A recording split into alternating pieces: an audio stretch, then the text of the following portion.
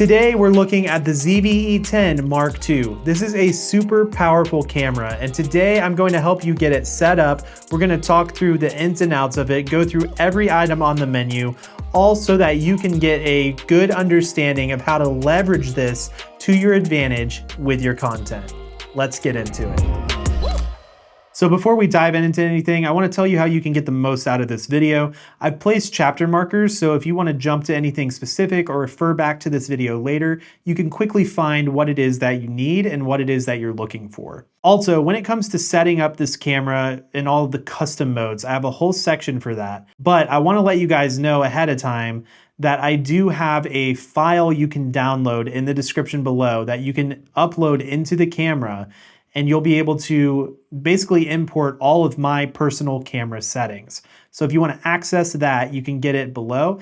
And throughout the video, you'll learn how to load that up and all of that good stuff. And you'll be able to follow along a lot easier with, all of my personalized settings when we get to that point. All right, let's get started by talking about the outside of the camera. We'll kind of go over all the buttons and layouts of everything. So right here on the battery grip up at the top, there's a couple of items. The first one is your on-off switch. This is how you'll actually power the camera on and off. Next to this is a little toggle. This is going to enable you to zoom your lens wide or telephoto. That's W or T. So wider or zoomed in. Then right here is the shutter button. So this is actually how you'll take photos, and you can assign this to start video recording as well. But in the meantime, right below is a red record button. However, this is actually a custom button as well, and I'll show you guys how I assign this later on. Next to this is another custom button. By default, it's background defocus, but you can assign it to be other things as well. Then right over here, we have the hybrid mode switch. So this is how you're going to change between photo, video, and S&Q. When you're in photo mode, your menu items and all of your settings will be geared for photos. When you're in video mode, your menu and all your settings will be geared for video. And then there's this S&Q mode. What this stands for is slow and quick. It's some kind of, convenient ways to quickly get slow motion or time-lapse options within the camera.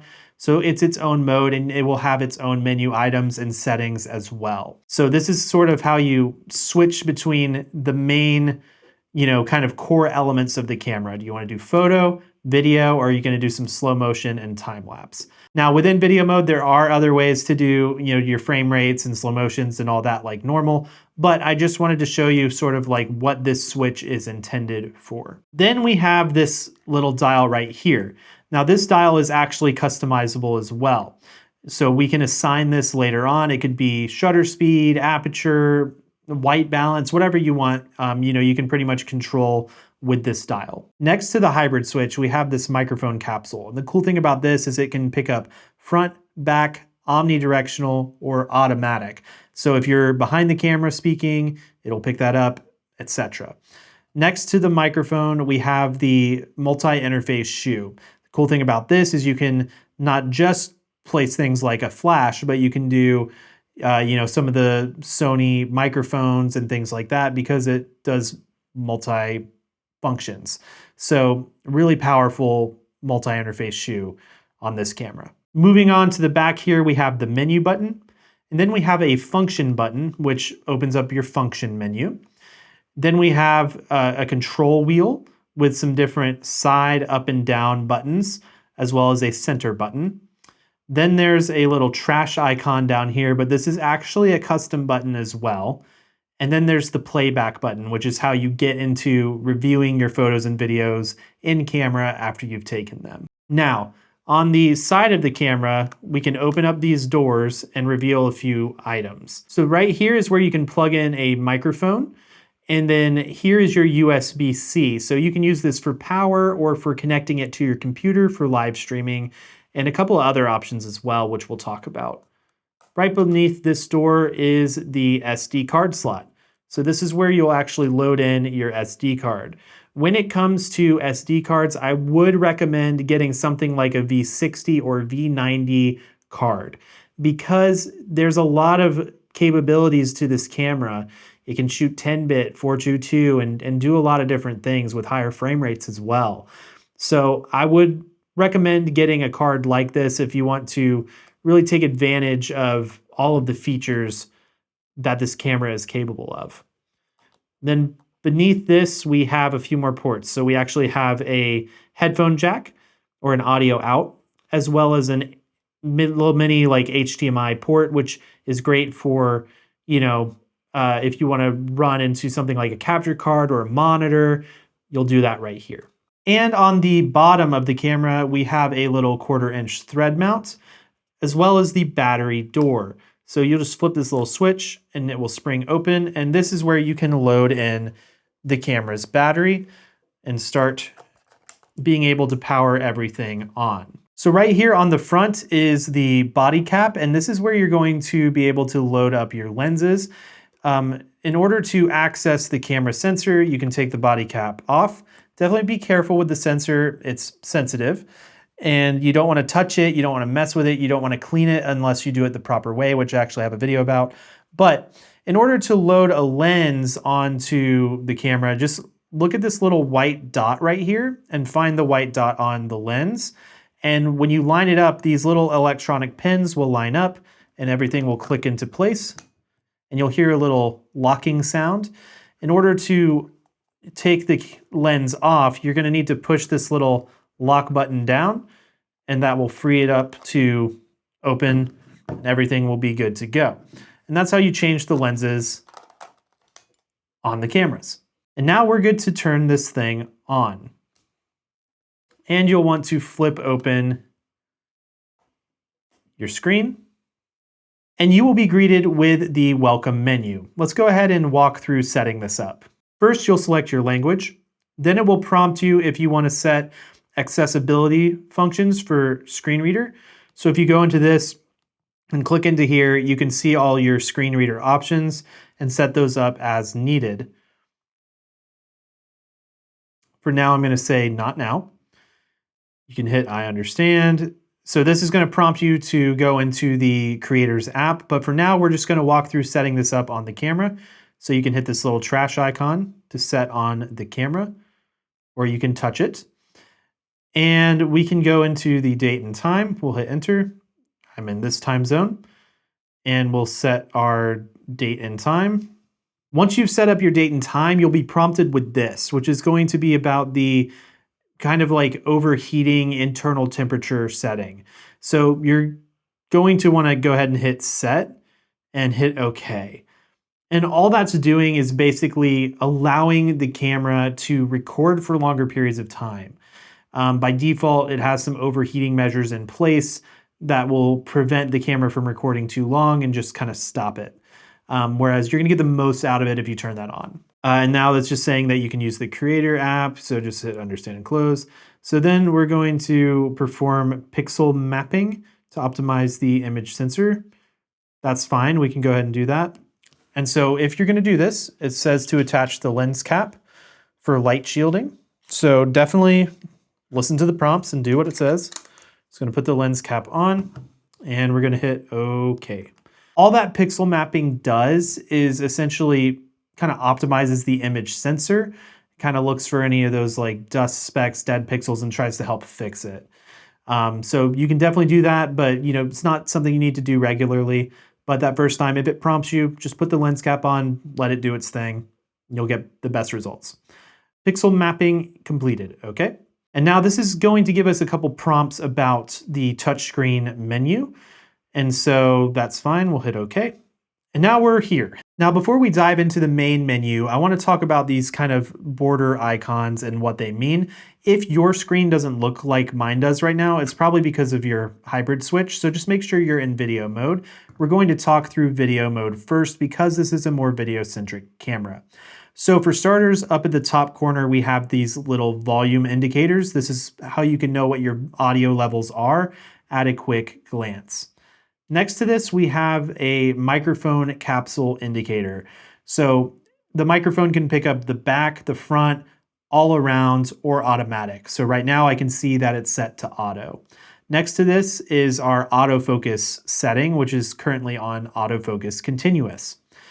Next, we have a recording indicator. So it shows that we're not recording right now, it's on standby, and there's a little time code underneath this. If we go up to the top and hit the record button, we'll see that it changes to say record. There's a little red border around the frame and we see a time code. So lots of indicators to see that we are recording. Next to this, we see what our current resolution setting is, which is HD, and our frame rate setting, 60 FPS. Next to this, we see the remaining amount of time that we have on our memory card. And this will change depending on, if you're doing 4K, if you're doing 4K 60, HD 120, all of these different settings will change and affect how much space you have left, on the card, because it's going to determine it based on that. Next to this, we have the battery life indicator. So this shows how much battery we have remaining. Now we get into all of these square icons on the side. This is a new kind of like touchscreen menu. And I'll start off by saying like all of these settings can be changed in multiple places. They're not only changeable here, but this is a quick way to get to some of these settings. So if for some reason you don't see these icons, you'll just want to swipe your finger like this. You can swipe it in and out on either side. It will bring both in. And that's how you can access this touchscreen menu. So the first icon here, this green eye with a video, stands for Intelligent Auto Video Mode. So you can go through here and change the shoot mode that you want. Intelligent Auto is going to be a great place to start, especially if you're newer to filming and content creation. You're going to basically let the camera do everything for you. Now, the camera will not always get it right, but it does a decent job, and it will definitely get you up and running so that you can start creating. It's basically going to assess the scene and kind of change the settings based on what it thinks you need. The next option is Program Auto. So this is where aperture and shutter speed are automatic, and other features can be set as desired, like ISO, white balance, etc. Then we have aperture priority. I love aperture priority, especially for vlogging or just shooting out and about, because I can control the aperture value of my camera, and then I can let shutter speed and ISO and all that stuff be automatic so that I can get the kind of characteristic of the shot that I want, but the camera can do auto. So I love aperture priority. Then there's shutter priority. Honestly, not quite as good for video. It's just not, but you have the option. And then there's manual exposure. So fully manual. This is what I use most of the time, is either aperture priority or manual, especially shooting here in the studio in a controlled environment. I love manual. And if all of these words that I'm saying, like aperture and shutter and ISO and white balance, if all of that is over your head, I'm not going to be explaining all of that in this video, but I have created a free course at supersimplecamerasettings.com where you can go and learn all of the fundamentals and basics. And that's going to be a great place for you to maybe pause this video, go check that out, get resourced, learn all of those fundamentals, and then you can really start to understand what some of these settings mean and what they do at a deeper level that will help you level up your content. Again, you can claim that for free at supersimplecamerasettings.com. Below manual exposure, you can check out the memory recall option. So if you go to here and then you see this little arrow, just kind of push over, you'll see this 1, 2, 3 at the top. And these are memory recall settings. So I'll teach you guys how to do this later, but you can simply set up these preset settings. So what I like to do a lot of times is I'll have a normal speed setting, a slow motion setting, and even a slower motion setting, where I've got, my shutter speed and all my stuff matched at the right values. And so I can quickly change it by just switching 1, 2, or 3 instead of manually changing everything. It just helps speed up some of that stuff. So that's how you get to the memory recall from this touchscreen menu. And again, I'll show you guys how to do all that stuff later. For now, I'm going to set this on manual. Beneath here is kind of a weird setting, but it's basically a kind of like a selfie timer, but for video. So if you're filming by yourself and you need to line up your shot, and then you, for some reason, don't want to just edit it later or whatever, you can go into here, turn on a little 3-second option, and then you can go over here and change it to 5 or 10 seconds. And then if you hit the record button, it's gonna count you off and then record. So that's what that means. It actually turned off by itself because there's a setting over here that says only once. But if we say repeat, then every time it will go ahead and do this. We'll stop it, and you'll see that it's still on that setting. But for now, we're going to just turn this setting off. All right, next up we have our microphone directions. So we can set it to the front, all directions, the back, or automatic. Personally, I would leave this on auto unless you know you want to force it one way or the other. A great way that you may want to force it is to the back mic, the rear, so that when you are, filming somewhere that you're looking at, you can actually be narrating to the camera, talking about what's going on, and you can force the microphone to pick only you up and kind of reject the environment so that you get a cleaner audio signal. But in general purposes, let's just leave it on automatic. Next up is CineVlog. So if you turn this button on, there's going to be black bars that kind of come down onto the frame. I can't really show it too well. I guess I can a little bit. So if I do this, boom, you'll see these black bars kind of come onto the frame, and you have some setting options on the bottom. If you click this first one, this is going to be like a picture profile. So S-Cinetone is a profile. You've got clean, chic, fresh, mono, and then you can actually import your own LUTs and access them here as well, which is pretty cool. But for now, S-Cinetone is fine. And then over here, we have some kind of like color tweaks to it. You can choose gold, ocean, forest, etc. Now, personally, I've tried these, and I actually think that chic with gold has a really cool look to it. So yeah, if you do chic with gold, I think it's kind of a cool look. But most of the time, if I was going to do this, I'd probably leave it on S-Cinetone and auto. But the reality is, personally, I don't really use CineVlog because I like to do all of that stuff in the editing. But this is a great way to get that kind of cinematic look, especially, I think it's really, honestly, I think it's really useful if you're trying to just be funny. Like you're doing a normal vlog and then it's like, you want to over exaggerate how cinematic or serious something is, just pop that on and you can kind of be funny with it. I think it's kind of better for that.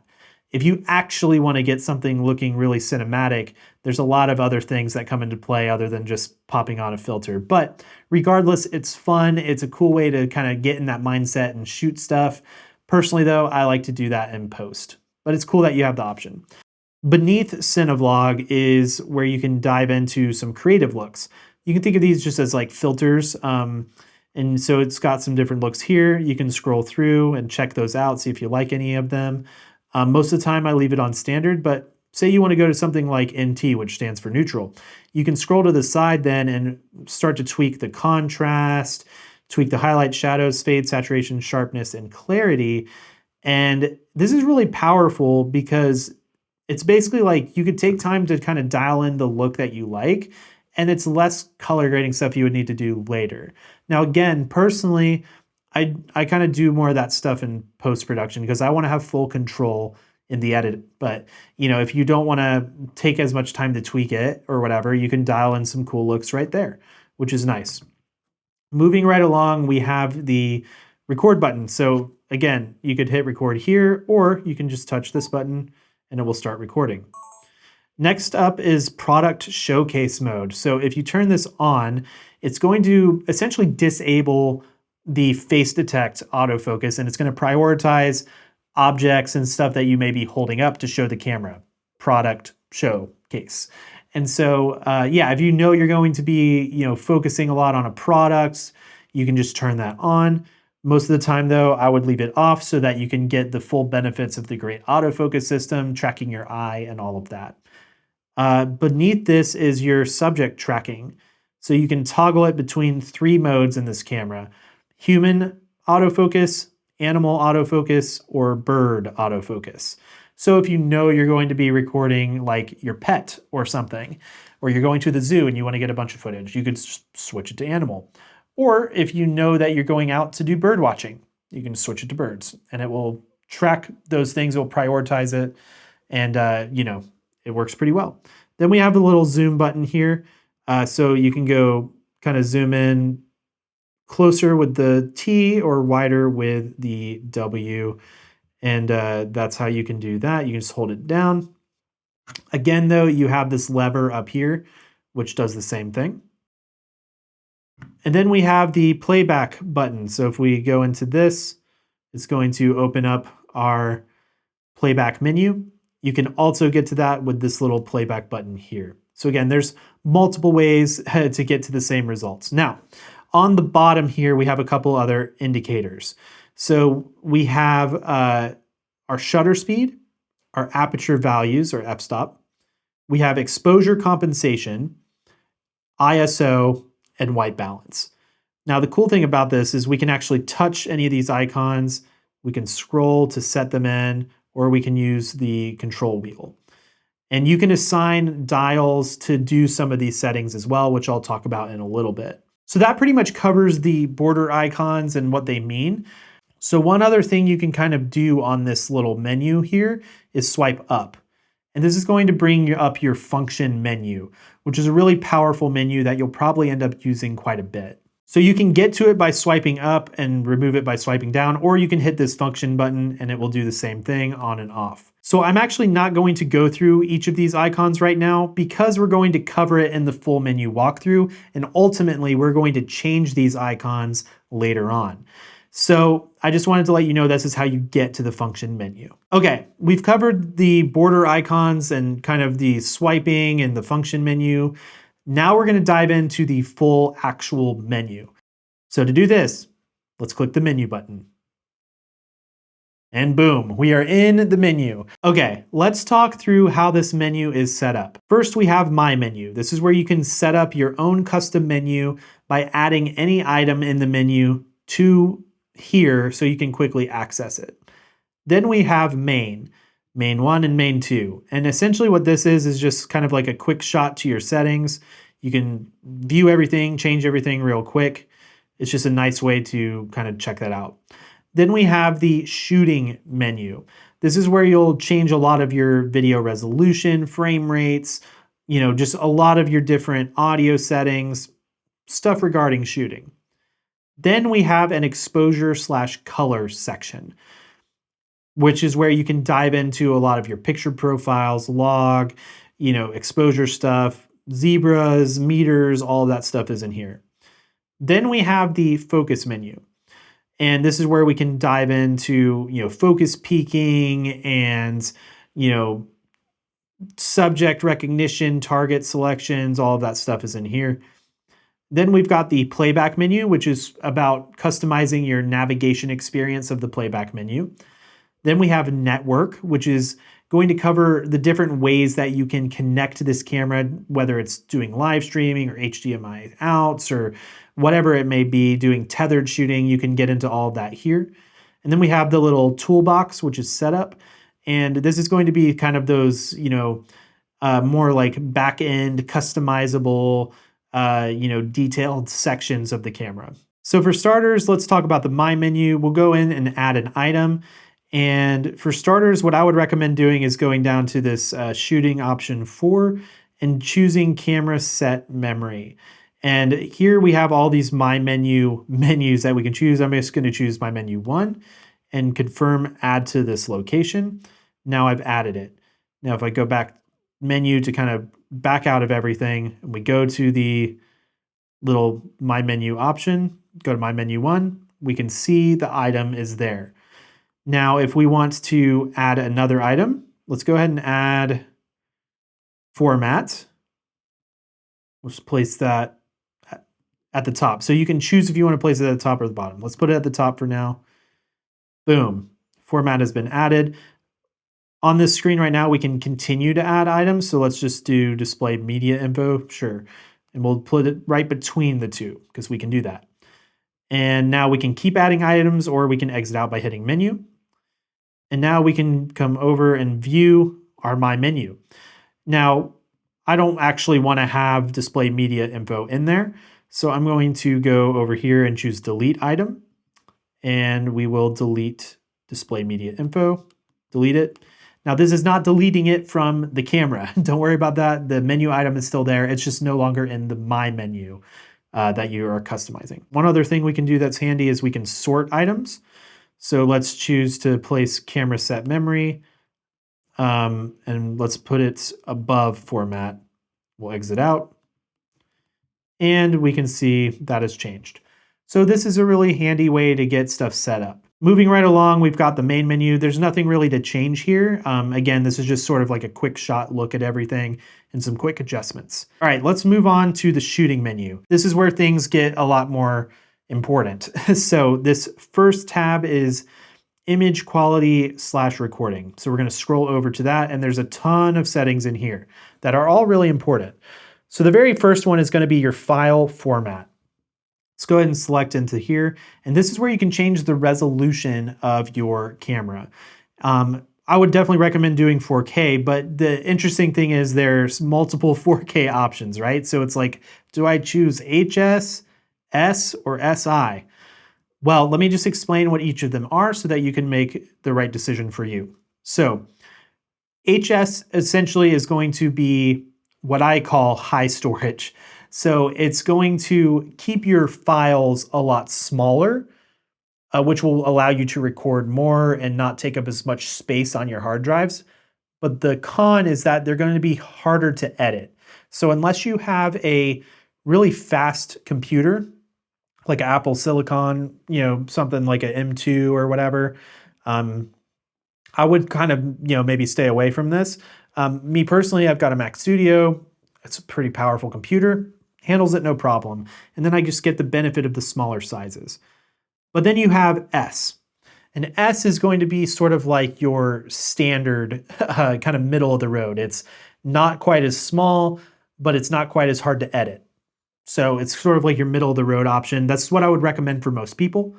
And then SI is what I call stupid, incredibly large files. That's not actually what it means, but that's just how I think of it. So it's like high storage, so that the files are small, you get a lot amount of storage. Then you have standard, middle of the road. Then you have SI, stupid, incredibly large. So they're really big files.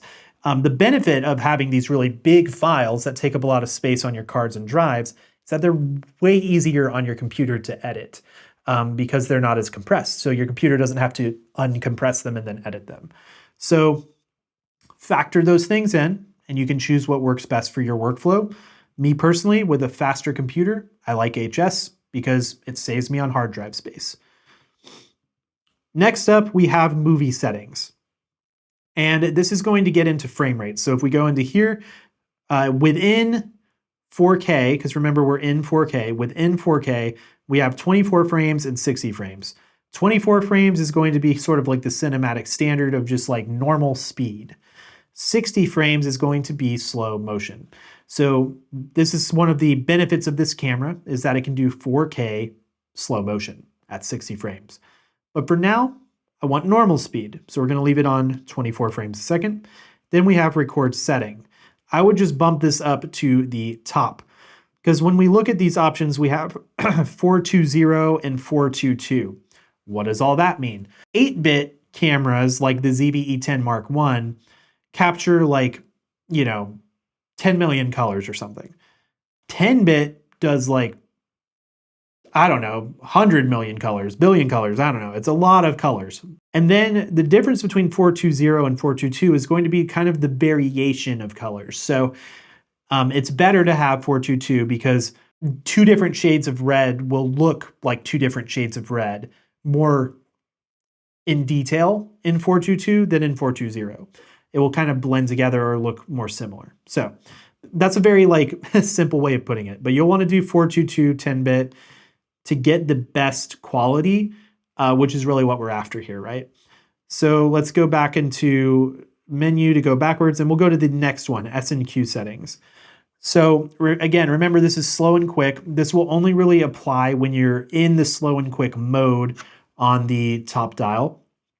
But this is where you can set up what those settings will be. So if we go into the S&Q frame rate settings, the record frame rate is going to be the finalized video. Like when you bring it into, your computer to edit, that file is going to be set here. So right here, it's 24. The frame rate is going to be how slow or quick the 24p file is going to be. So if we choose 60 FPS, this is going to create in camera a slow motion shot. It's already going to be slowed down when you use S&Q mode. That's cool. The downside though is there will be no audio with S&Q. So personally, I most of the time like to record my videos not using S&Q.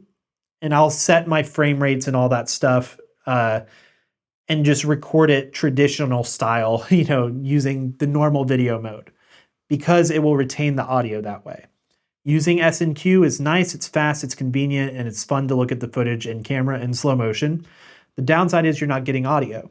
So ultimately, there's just more flexibility in your edit. So you just gotta ask yourself, do you prefer having the convenience of having the slow and quick stuff good to go, or the flexibility and control? It's all about convenience or control. So anyways, 60 FPS will be your slow motion. And if you change this to something like 1, it's going to be times 24 quick motion. So it gives you that kind of indicator on the bottom to let you know what's going on. For now, we'll do 24 and 60, and we'll menu back. Then once again, we have the record settings. Let's bump this up to 422 10-bit to get the best quality option. And again, this is the type of stuff that you want to get that faster card for. All right, moving right along, we have our time-lapse settings. This is also part of the S&Q settings. So if we go in here, it's a very similar setup. We have 24 frames, and then we have our option for interval time. And it will tell you at the bottom, with 1 second, shooting time required for 5-second movie recording. And it will take about 0 hours and 2 minutes to get 5 seconds worth of a clip. And this will change as you change the settings. So for now, let's just leave it at 24 and 1 second. Again, we'll change our record setting up here. Boom. Video light setting, just leave off. This is only going to be applicable if you have a certain type of video light attached to the camera. So if you have that, turn it on. But if not, don't worry about it. Let's go back to menu. And now we're going to the log shooting setting. There's a lot to unpack in this, but let's hop into it. So what is log? Log is going to be a really grayed out, flat looking image that essentially gives you the most flexibility in post-production because the camera is not adding any sort of saturation, sharpness, contrast, or anything. Even just the standard picture profile in this camera is adding a lot of that stuff. But in log, you are simply stripping all that back so that in the post-production process, you as the creator can choose to manipulate your footage with as much of those settings as you want, rather than the camera having already baked it into your footage. So if you turn on log shooting, you'll see this little flexible ISO option. You're gonna have a couple options here. So we've got color gamut. What is all this? So sgamut3.cine and sgamut3. I would recommend using sgamut3.cine. I think it's a little bit more friendly for you to color correct. So we're going to use sgamut3.cine. And then there's this embed LUT file on. What does this mean? Okay, so this camera, you can import LUTs, which I'll show you how to do in just a little bit. However, embed LUT does not mean that you're baking the LUT into the footage. That's what I used to think it meant. It's not the case. What it means is it's embedding the LUT information into the metadata of the clip. So in your editor, you'll be able to see, what you kind of intended the LUT to be so that you can apply it in post-production. It's not actually going to show up when you bring it into your editor right away. It will just be in the metadata. Now, there is a way to film in this camera with a LUT baked into the footage. And I'll show you guys how to do that a little while later in the color/tone menu. I'm actually going to turn log shooting off for right now. It's really good for a lot of filmmakers, a lot of professionals, but if you're more of a content creator, You may not need to use log. There's a lot of great picture profiles, and I want to be able to access some of that stuff in the menu as we go. So let's just turn it off for now. We'll resume this conversation about LUTs and stuff in just a little bit. All right, going back, we have proxy settings. So proxy is going to be good for being less taxing on your computer. So if you do proxy recording and you turn it on, you can set your file format. So if we do like this SHD option, you'll see down at the bottom, it's 1280, 720 HD clips at 24 frames a second. So these are just lower resolution files that you can essentially create your whole project with in the editing system, and then you could replace the proxy media with the real media at the end to, you know, save yourself some computer efforts. Personally, I don't do proxy workflows. I would just leave this off for most people, unless you know you have a really old computer and you need to take advantage of it, because it's just a lot of extra work in the editing process to deal with the proxies. So for me, I don't use it, but that is, you know, how you would go about doing it. And again, if you change it to here, you'll have these options here, just choosing quality options. But for now, I'm just going to turn it off. We'll go back to menu. Okay, next we have lens compensation. So within here, we have a couple of options on how the camera will treat the lens. So we've got shading compensation. This is going to be addressing if your lens has a lot of vignetting. Depending on what lens you're using, especially third-party lenses, they could create some vignetting. Most Sony cameras will work really well with Sony lenses and kind of help remove that. So you have those options here. I would just leave that on auto. Then there's chromatic aberration compensation. That's a mouthful. But basically what this is that color fringing that you get with the sun coming through leaves, and you're shooting directly into it. You can kind of see purple and different color fringing. This is going to automatically help compensate for what may be naturally there. I would just leave that on auto. And then we have breathing compensation. So this is a very video-centric feature. When you're focusing your lens from back to front, certain lenses are going to kind of breathe in and out. It kind of creates this like warpy wobble kind of vibe as you go front to back with your focus.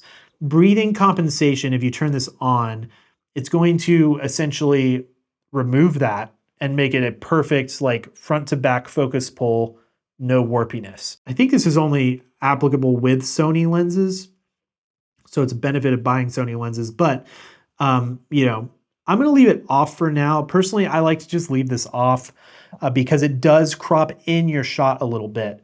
So unless I know I'm doing a very specific focus pull, I don't really mess with this.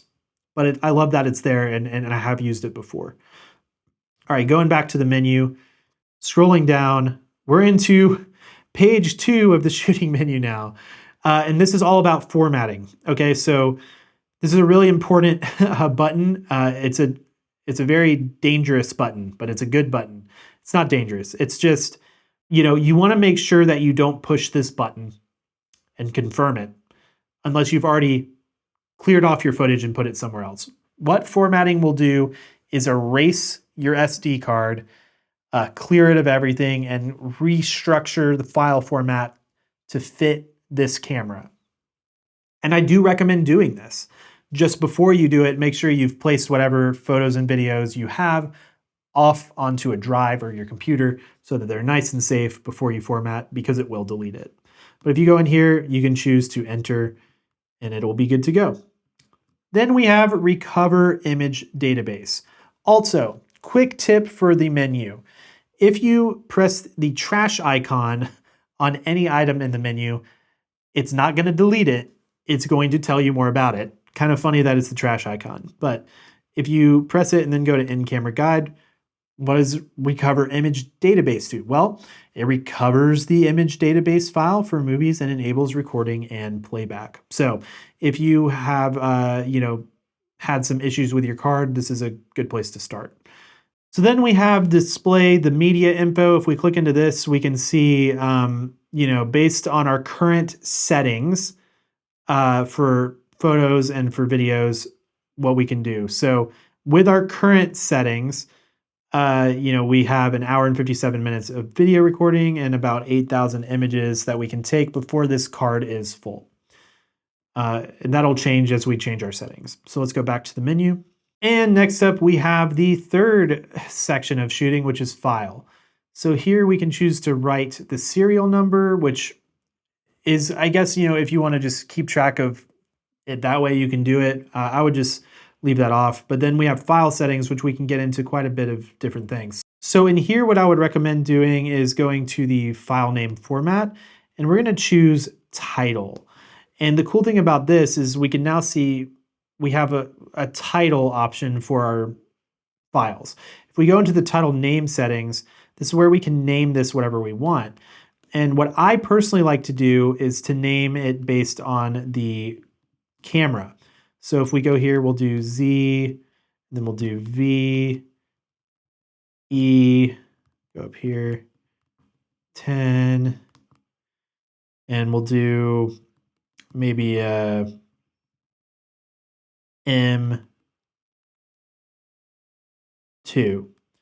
And then we'll end that out maybe with a little underscore here. Boom. We hit OK. That'll be our title. Now we can see at the bottom we have ZV-E10 Mark II underscore file names. So file numbers. So as we shoot, we'll continue to have those file numbers increase, but we'll know at a glance what camera this came from. So it's a really nice feature to have. And at any point, if you want to reset those numbers, you can do that here with Series Counter Reset. All right, moving on to shooting menu number 4, we have our camera set memory. So as you guys saw earlier, we already set this up into our favorite My Menu section. And the reason I like to do that is because as I'm designing my memory recall stuff, as I kind of go through the camera and I think like, oh, I want to save this, I can just quickly get to it in the favorites menu. But yeah, so you can go into here and you can set the memory recalls like that. So basically, if we set this to like aperture priority, and then, maybe we change our ISO to 200 or something. This is now our setting, and we have 4K 24. We go into the menu, we go to camera set memory, and let's set this to 2, memory recall 2. It's now registered. What this means is if we go into our memory recall here and scroll over to 2, it has now recalled this aperture priority, ISO 200, all of that stuff has been recalled. So let's make another one real quick. Let's instead switch to manual mode. Let's do shutter speed 1/50, ISO 400, and then let's change our white balance here to a custom temperature. 56. Boom. Now if we go to menu, go to camera set memory, let's choose this for memory recall 1. We've registered it. Now if we go into our memory recall options here, right now we're on 2. We scroll over and choose 1. Boom, it's recalled shutter speed, ISO, white balance, all that stuff, right? So if I want to quickly change that again, I'll go over and switch 2. Boom, all of that's changed. Now you can do this for video resolution, your frame rates, all of this stuff. And so that's what you do with camera set memory. Shoot mode, this is just how you can, another way to change your shoot mode. Like I showed you guys, you can do it here as well. Going back to the menu, we have our shoot mode options for S&Q. This is only available in S&Q mode, so if I switch that, go into the menu, now I can click on it. But for now, stick in video mode, going back to the menu. Now moving on to tab 5, we have shutter/silent. So if we go into the silent mode settings, we can see that we have some options. So if we turn silent mode on, now when I hit record, there's no noise at all, which is really handy if you're doing like live events, stuff like weddings, and you don't want to be distracting, whatever. So you have the option to, deal with that there. Then there's the target function settings. Click our little trash icon. This sets the aperture drive mode when shooting still images, only available during autofocus. So it's more of a stills option, which we'll talk about later. For now, let's turn that off because I want to hear the little sound indicators. All right, then we have release without lens. With this option, I can take the lens off and I can still hit record. So I can do cool things like maybe flip the lens around backwards, and now I can get some really macro style shots, or I can do some like weird flare stuff by removing the lens. And so yeah, you have that option there. But if I disable it, now if I take the lens off, I can't record, and it tells me I need to enable it. So personally, I like to enable it because I pretty much always know if I have the lens on or not, right? So it's like, I don't need the reminder like, oh, oops, I need to put my lens on, like obviously. So I like to have the creative control of doing some weird stuff like, you know, lens effects and lens whacking and all that. So if you want to be weird like that, you can enable it, and that's what I like. Then we have anti-flicker set. So anti-flicker set is going to help you with certain lighting situations, screens, monitors that maybe have weird refresh rates that you're trying to film around, that are creating scan lines in your footage. That can be really distracting and annoying. Maybe you've seen that in videos where it's like the lights are bugging out or whatever. This can help with that. It's not the end-all be-all solution to that.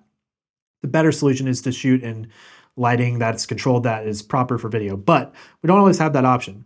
So here is a nice feature that Sony gives us, anti-flicker set. If we go into here, I'm in aperture priority, right. So let's switch to manual mode real quick. All right, boom, anti-flicker set. We've got variable shutter. Let's turn it on. And then we have variable shutter set. And now you can see down here, our shutter speed values are like way different. We can really dial in these super unique numbers, which will help to eliminate those refresh rates. So you'll just need to kind of manually scroll through and see, or you can scan your environment for flickering, and so it will scan it. Obviously, I'm not really scanning anything right now, but that'll kind of, you know, fix that a bit, which is pretty cool. And I tried this on my phone the other day. My phone was kind of giving some weird refresh, so I did it and it worked. So experiment with that if you need it. For now, we'll go back to menu, and I'm going to turn this off. I would leave this off most of the time, just only use it when you need it. All right, going back to tab 6, this is all about your audio. Really important tab. So audio recording on, great. We want to have our audio recorded. Maybe there's some situations where you don't, but personally, I think all the time you pretty much do.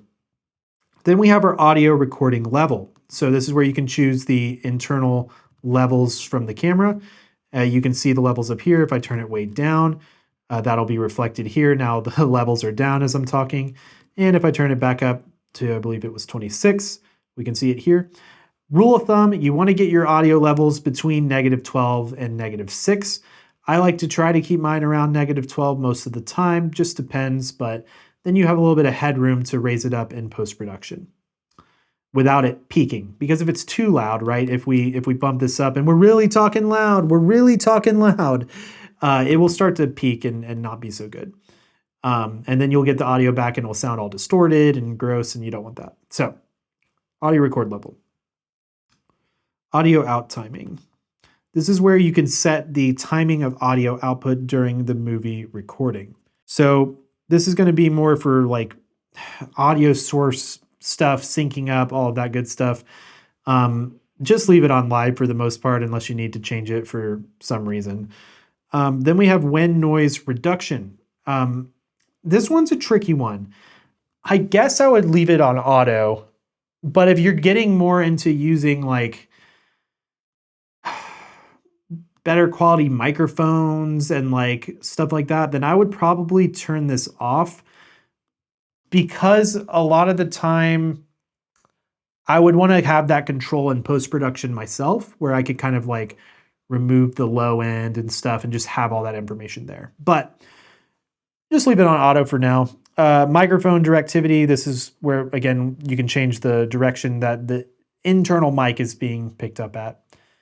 And then, so here, the mic direct select setting, you can toggle, say you never want it to do automatic. You could just remove that. And then say you never want to do omnidirectional. you can remove that. And then you can hit OK. Now when you're in the menu screen and you want to toggle your settings, you only have front and back. Just either the front or the back, that's it. So it can only, it will just limit the stuff that you can cycle through. But for now, I'll leave them all available. When I go back, I can toggle through all of those settings again. Put it back on auto for now. And then we have the MI-Shoe audio set, which this is only going to be applicable if you have a certain type of device connected via the multi-interface shoe. Moving right along, we've got a bunch of stuff about timecode. I'll be honest, I've never used timecode. I don't plan really on using timecode. Timecode can be important in certain film environments, but it's a little beyond my scope. So I'm going to move past this because I don't want to misinform you. But if timecode's your thing, I'm sure you can find some great videos online all about it. And I'm sorry to let you down, but it's just not really my thing. So I'm going to be moving past it. Essentially what it is like syncing up your cameras, bunch of audio devices, for use later. But the reality is for me, I will record my audio and multiple cameras and stuff separately, but then I'll just sync it in post automatically, and it usually works really well.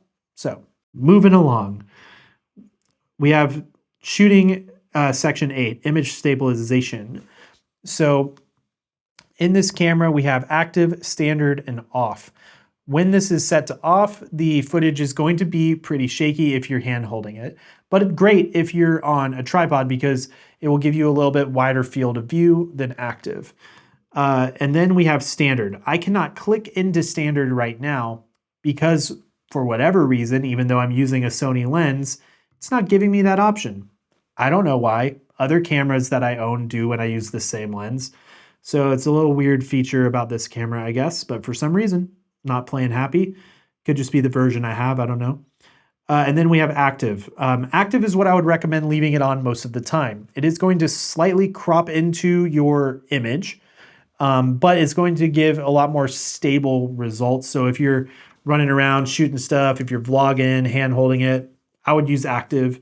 And then if you're going to put it on a tripod, just turn it off or do standard. Then we have steady shot adjust. And this is where you can kind of choose auto or manual. If you're using a Sony lens, they're going to talk to each other and it will know what to do. But if you're not using a Sony lens, you can do manual and you can choose the focal length of that lens to get the best results.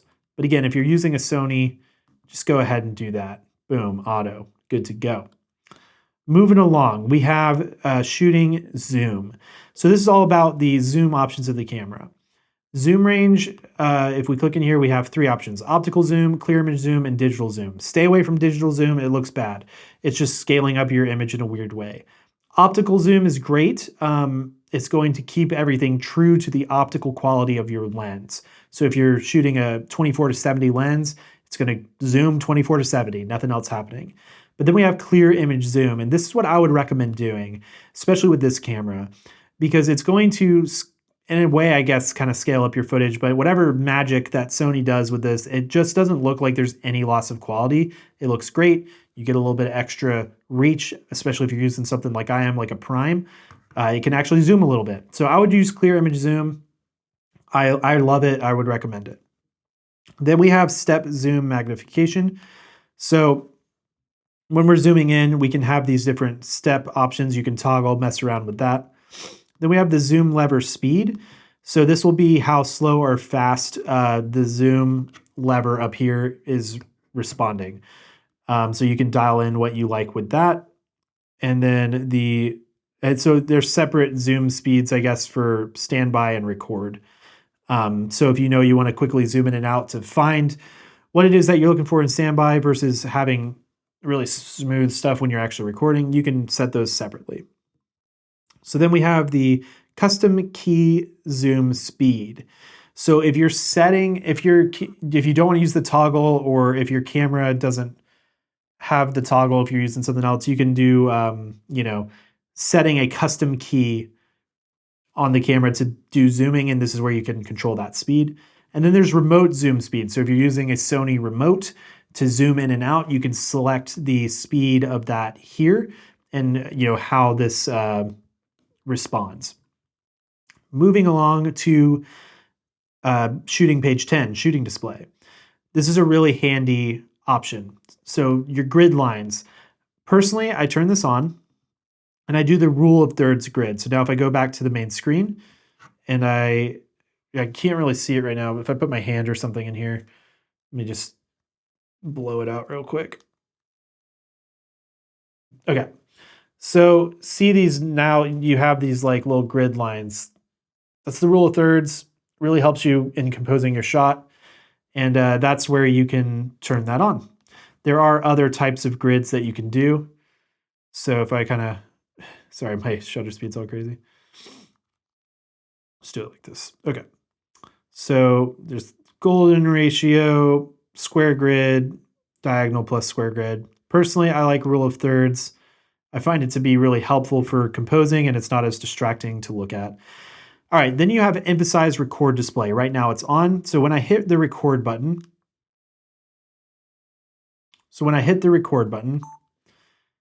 this red border is going to show up. I like that. Gives me a little bit more confirmation that it's recording. But if you don't like that, you can turn it off right there. I'm going to leave mine on. All right, moving along, we have marker displays. So if I go into marker displays and turn it on, I'll be able to see some of these changes that I'm making. So we've got center marker. Let's turn that on. So when I go into my main screen, I now have this little plus icon. If I go back, I can do aspect markers. Let's do, I don't know, something weird. Let's do like 191. Boom. You see these little white lines on the top and bottom. Let's do a different one. Let's do 1:1. This will give you a square aspect ratio. So if you know your final output's going to be in a square format, you can use this to help you out. And then you've got your safety zones. Boom. So that's just like, I guess, your normal TV type safety zones for titles and things. Let's turn that off. Then there's guide frame. Let's turn that on. Boom. Got those options as well. So lots of options for this. For now, I'm going to turn it off. I don't really use it. I just like the rule of thirds. I get a good sense of everything there. Then we've got shooting options. Again, we have product showcase. We've seen this before. This is where you can turn product showcase on here as well. Then we've got our background defocus. We talked about that a little bit. So this is where you can choose the level of defocus in the menu. Then we've got our cinematic vlog on and off. We showed you that already. Self timer, pretty straightforward. You can scroll up here, choose the video self timer time. I'm gonna leave mine off for now. Auto create still image. If we go into here and go into our in-camera guide, this sets whether or not to automatically capture a frame with shot mark as a still image after movie shooting. So if that's important to you, you can turn it on there. And then we have the after still image. This sets whether or not to automatically delete shot mark from the frame after it has been captured as a still image. So if basically capturing the still frames is important to you, these are your settings right there. And boom, that does it for our shooting menu. Let's move on to the next one, exposure/color. All right, so first up we have exposure. If we click into here, we've got a couple options. We have auto slow shutter on or off. So if we go into our little trash icon, we can see sets the function that automatically adjusts the shutter speed following the brightness of the environment. Basically, auto slow shutter is going to allow the camera, when it's in like aperture priority or modes like that, to do a slow shutter speed if it detects that the environment is really dark. Personally, I think you should turn this off because with video, it's going to create some weird choppy motions and stuff. So I would just turn it off. Then we have the ISO settings. So this is simply where you can just change your ISO value. There's a lot of other places in the camera to do this as well. Then we have the ISO range limit. So we can choose a minimum and maximum that we want our ISO to be. Depending on what you're shooting, this could be super helpful, or if you just don't like how noisy the image gets at a certain ISO, you can limit it there. Personally, I just like to go the full minimum maximum. And then we've got our next one, exposure/color option 2, exposure compensation. So here is where we can adjust the exposure compensation values. Right now I cannot set it because I'm an ISO auto, or because I wasn't an ISO auto. So let me put it on ISO auto, and now I can adjust my exposure compensation. So if I know I want to have it go darker or brighter, I can do so, and that's where I can set it. Then I can choose the step. So if I go to 0.5 and come back, it will go 0.5 like that. 0.3 is going to give you just a little bit more flexibility control. And then there's exposure standard adjust. This function adjusts the standard of optimum exposure. Generally, adjustment is not necessary. Adjust? Sure. So yeah, you can really get detailed here. Like it says, usually not necessary. I never mess with it. But if you really are like, I want less highlights or whatever, you can do it there. All right, moving on to tab number 3, metering. So we've got our metering mode. So we've got multi, center, spot standard, entire screen average, and highlight. So basically what this is going to do is all about how your camera is reading the exposure of the image. Most of the time I'd recommend leaving this on multi because it's going to take the entire screen average but put a little bit of emphasis on the center of the frame, and it just works out most of the time, especially if you're vlogging and stuff like that. Then we have center, so it's only going to prioritize the center of the frame and kind of base its exposure recommendations off the center. Then we have spot standard, spot large, so you can place a spot in the frame wherever you want, and the exposure will be read and determined based off that spot. Then we have entire screen average. So it's just like, look at my screen average, whatever you want, and base the exposure on that. Don't prioritize the center at all. And then there's highlights. So if you're like, I do not want my highlights to clip at all, use highlight, and it can give some good results. But most of the time, in most situations, multi is going to be the way to go. Then we have face priority in multimetering. So if you know you're vlogging or you're filming someone and you want to make sure that their face in multimetering mode gets the priority, that's where you do it. And that's what I would recommend. I'd prioritize the face most of the time. And then we have spot metering point. So you can link this to whatever your focus point is, or you can keep it at the center. I'm just going to keep it at the center. Because the main reason why I don't want it to be too crazy, like I don't want it to be changing so much, just multi at center just does a good job. Moving on to white balance. All right, so if we go to white balance, here's all of our white balance options. We've got auto, daylight, shade, cloudy, incandescent, fluorescent warm, fluorescent cool, fluorescent daytime white, fluorescent daylight, underwater auto, custom temperature where we can set the Kelvin value, and then our custom white balances where we can read gray cards and stuff. So if we go into our Kelvin value here and scroll over, this is where we can set the actual color temperature, and this is how I personally do it all of the time. I pretty much always do it this way. But if you want to do it a different way, you can go into the custom balance, hit set, select your gray card, and it will scan it and give you an exposure recommendation that you can save right there in custom 1, 2, or 3. Or you can just set it on auto and let it do its thing. It does a decent job. But me personally, I like to avoid the blue to warm color shifting while I'm recording. So I like to just set in my temperature and leave it. Honestly, 90% of the time I have it on 5600 Kelvin for what I do, and it just works out well. All right, moving on to priority set in auto white balance. So if you're in auto white balance, which we'll go ahead and change to, the priority, do we want it to be standard, ambient, or white? And you can mess around with these settings. If it's white, that means anything that is like warm or whatever won't really be that way anymore. It's just gonna make stuff white. Then we've got ambient, which will be like, if I'm recording and I've got these warm lights behind me, right? With ambient white, it's going to adjust the scene so that those warm colored lights are white. But in reality, they're not white. They're actually warm. And so I like, ambient, which would keep this warm. But what I usually do is standard, which is kind of a happy medium, a kind of mix of the two. and that's what I would recommend. Then we've got shockless white balance. So, it just kind of changes how fast the white balance is changing while recording. Again, I don't use auto white balance hardly ever, so it doesn't really matter to me, but you can experiment with this and find out what works for you. And then we have the white balance capture frame size, so large, medium, small. I'd leave that large. All that stuff standard is probably fine. Again, it doesn't apply to me most of the time because I'm setting it custom anyways.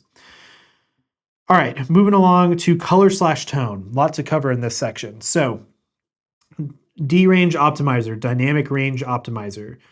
We can have that on or off. You can mess around with that and how you like it. I just like to leave it on auto most of the time. Then we've got our creative looks. We talked about these already. You can choose a look like film for FL and go and tweak it as much as you want, which is nice. Then we've got picture profiles, which are different from creative looks. So creative looks you can think of as kind of like, they all kind of do similar end results, but picture profiles are going to be a little different. So with our picture profiles, we have off, we have picture profile 1, 2, 3, 4, 5, 6, 7, 8, 10, and then we have picture profile LUTs. Okay, we've circled back to our LUTs stuff. So for now, let's talk about picture profiles. When it's off, it's just going to be like that standard look that comes out of the camera. And honestly, that looks pretty good. It's a little more saturated, a little more contrasty.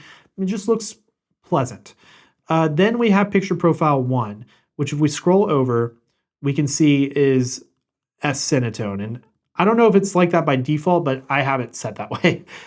So I did S-Cinetone for picture profile 1. And it's the picture profile that I personally use most of the time. I like S-Cinetone a lot. It's, not as grayed out and flat as log, where it takes a lot to correct it and really technical stuff. But it's a lot more flexible than standard. So it's kind of this middle ground between the two. It looks good out of camera, but I can do some minor tweaking. I can still throw a LUT on it, and it looks great. So I like S-Cinetone, and I have that set to picture profile 1. Then we have picture profile 2. And I've set this to Cine2 with sgamut3.cine. That's just what I've set it to. Cine2 is what I used before I could use S-Cinetone. So Cine2 is a little bit grayer, a little bit flatter, still gives you customization in post. That's just what I use. And then picture profile 3, I have set to S-Log3. So if I know I want to do S-Log3 stuff, I can just change it there. Or I could go into log shooting mode. 2 ways to get into S-Log3. In log shooting mode, which we talked about earlier, there are some added benefits if I turn that on, because I can display the LUTs, kind of see what it will look like as a monitor if I have log shooting mode on. If I have log shooting mode off, like I do right now, then I can access picture profile LUTs. So you can actually import LUTs into this camera, and then you can choose one of those LUTs right here in the picture profile section. And that will allow you to record with the LUT embedded, baked into the footage. So if you want to do that, you'll access it here. In order to import the LUTs, you'll need to go to the Manage User LUTs, choose Import and Edit, and this is where you would choose it from your card. In order to get the LUTs onto your SD card, you need to follow this kind of path that I'll show you on this screen recording right here. You'll place the LUT into the LUT folder. If for some reason you don't have a LUT folder, you can create it specifically right here so the camera knows where to get it. And then you can just simply eject the SD card, place it into the camera, navigate all the way over here to exposure/color, tab 5, Manage User LUTs, Import Edit, and you'll be able to see the LUT here. Now, if for some reason you're choosing a LUT and it's saying you can't use this LUT, the reason why is because it was probably not created at 33 by 33. It's probably higher, like 60 whatever, 70 whatever it is. Which is good for editing and stuff. I don't know why you can't import it, but for whatever reason, what I've found is that the LUTs need to be at 33 by 33, the .cube files. So if for some reason you have a LUT from one of your favorite creators and it's not able to work with your Sony camera, open up something like DaVinci Resolve or Color Finale or whatever, put the LUT in there and re-export it as a .cube file at 33. I know this is super technical, but for those that matter, hopefully you'll appreciate that. And it will work. You can upload it when it's at 3333 in my experience. Once it's loaded up, you can select the LUT right here. And again, you can access that LUT if you want to bake it into your footage by going to the picture profile and scrolling to one of the picture profile LUTs. You can have 4 of them here. All right, beneath the LUTs, we have the soft skin effect. Right now it is on. I am turning that off. I don't like it. It looks weird. I feel like, some of you may like it. It's fine. I just feel like it makes things look a little too digital, a little too kind of like an effect or a filter that you've put on your face. Which if I want to do that, I'll just do that in post-production or something. But it's there if you've had a particularly tiring day or whatever. If you got bags under the eyes, it can help with that for sure. So fun to mess with. Most of the time I leave it off. Moving on to the last tab of exposure/color, we have zebra display. So if we turn zebra display on, we can choose the level, and it will basically give you those kind of like little lines, like you can kind of see here, showing you images that are, in your shot that are going beyond the threshold that you set.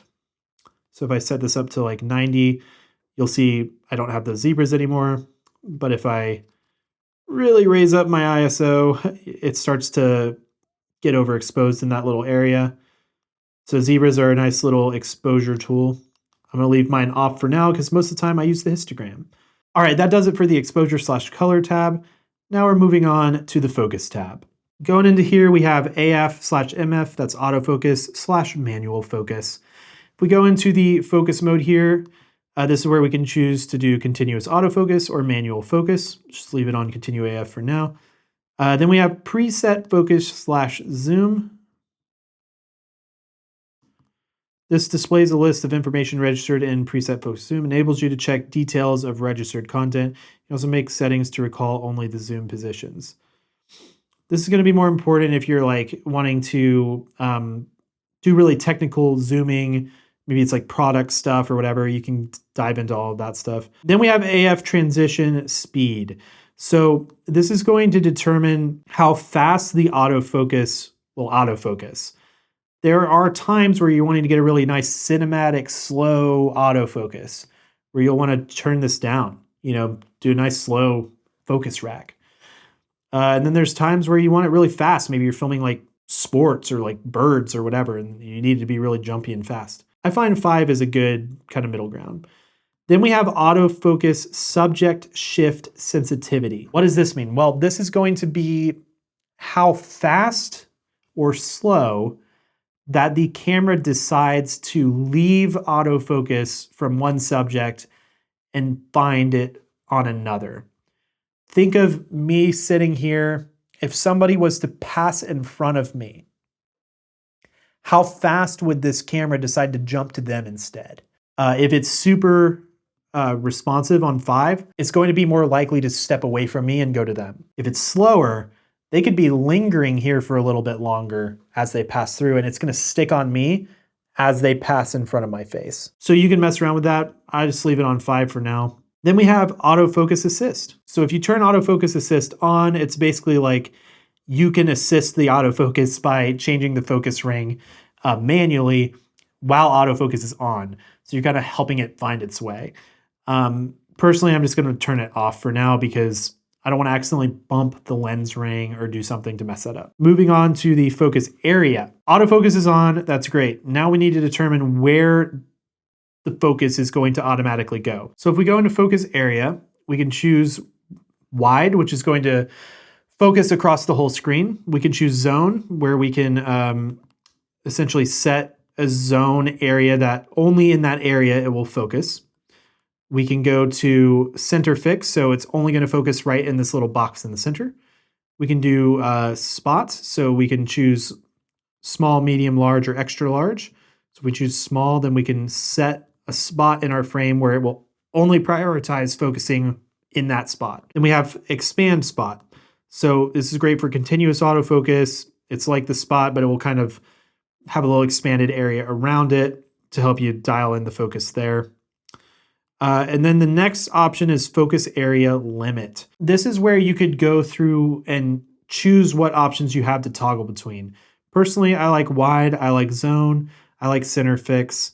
I don't really care for spots or expand. So I just kind of like wide zone or center fix. So if I go to my focus area now, it's only going to toggle between those three. You can customize that as you want. Now we've got focus area color. So I like white. If you choose red, it's going to change, to pop off like this. But I find that to be almost a little bit distracting, especially with how it gets in the way of focus peaking, which I'll talk about in a second. So I like to leave this white. Then we have circulate the focus point. So let's turn that on.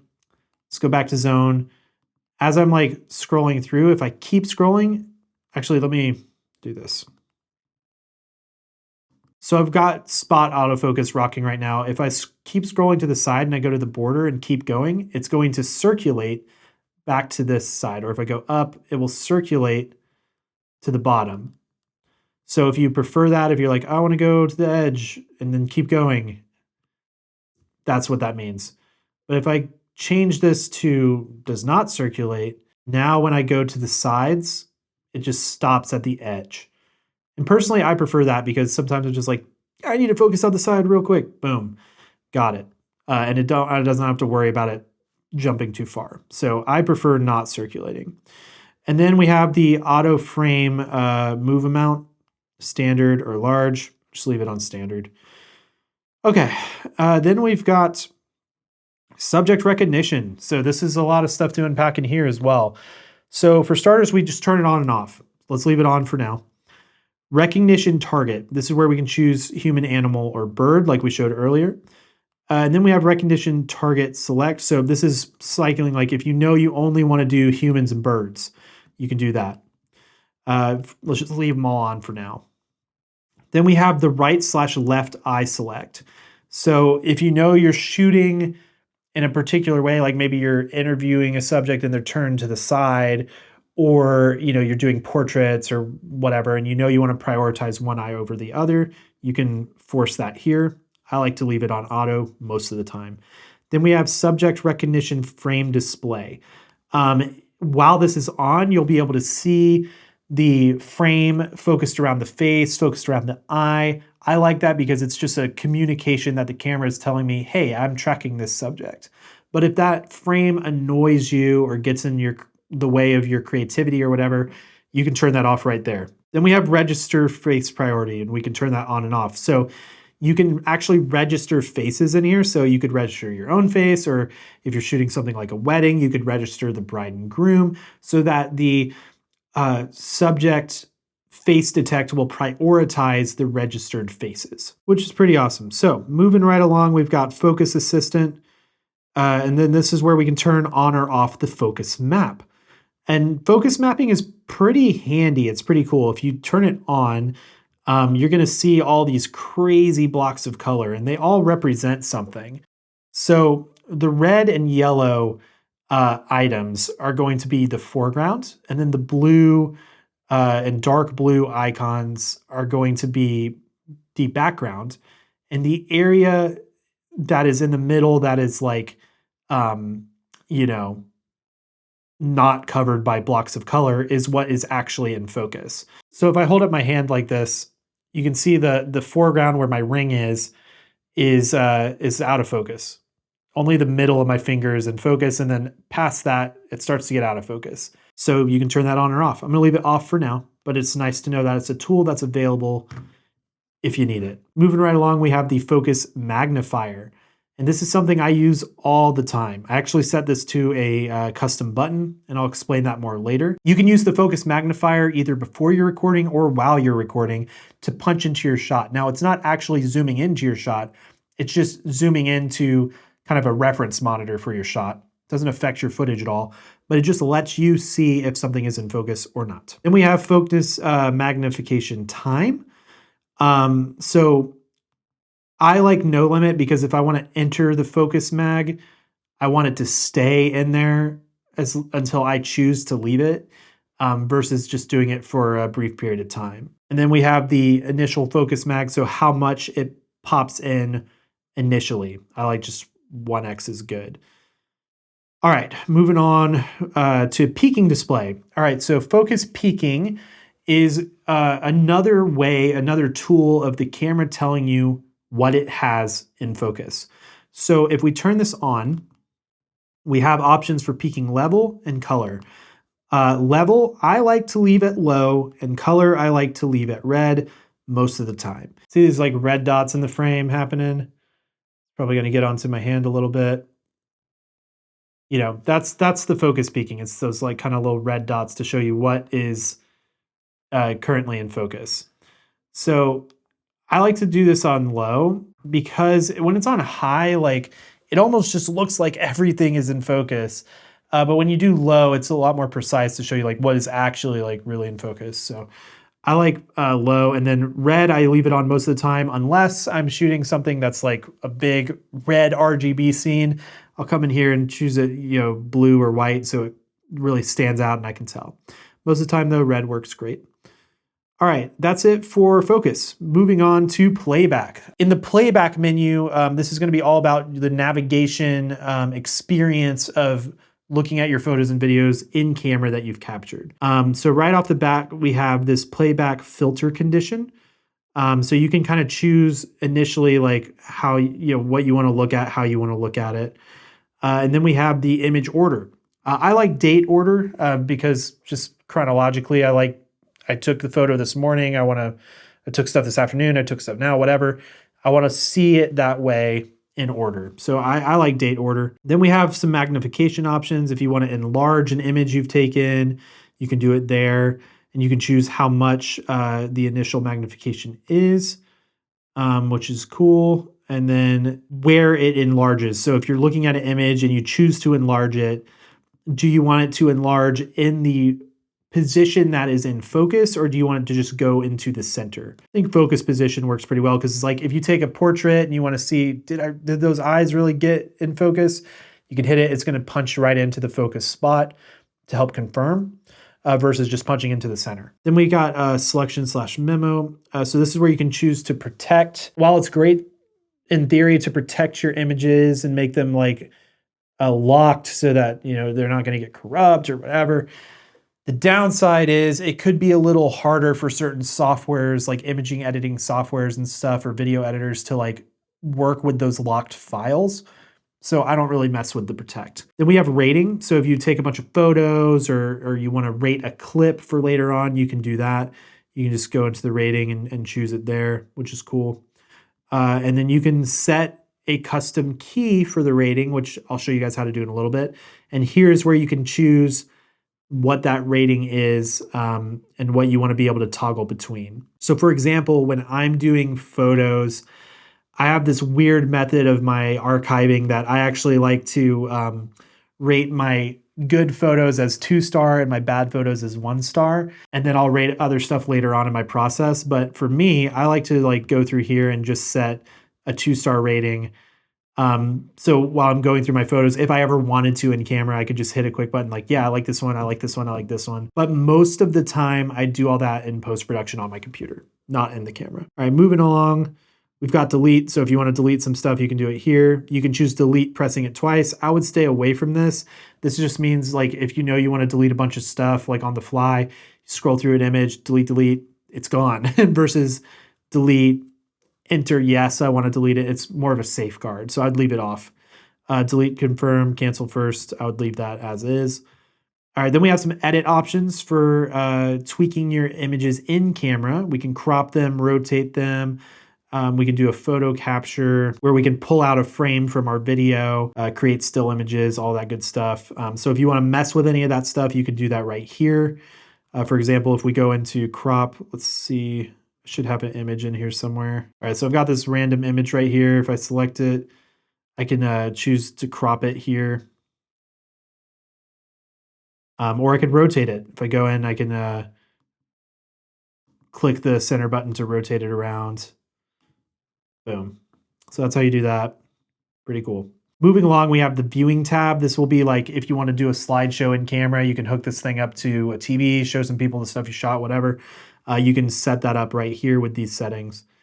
Moving on, we've got playback options, the image index. So when you're viewing the playback image index, do you want to see a grid of 9 or a grid of 30? I'll show you what I mean. I'll go to the playback here, and if I swipe like this, I'll get into the index, kind of like pinch the screen.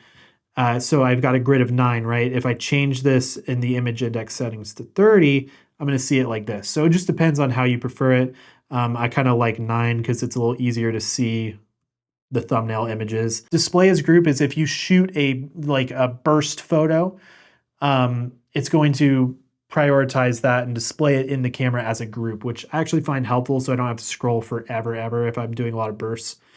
Then we've got the display rotation on auto. So depending on how you're holding the camera, if we go into this, if I turn it sideways, it's going to flip with me. If I come back, it's going to flip back. Versus if I do it off, go back into here to playback. If I turn it, it's not going to do that. So it just depends on your preferences. I just like to leave it on auto. So we've got the focus frame display and the aspect marker display. You can just choose if you want to see that stuff during playback. You can choose if you want to see specified time with the image.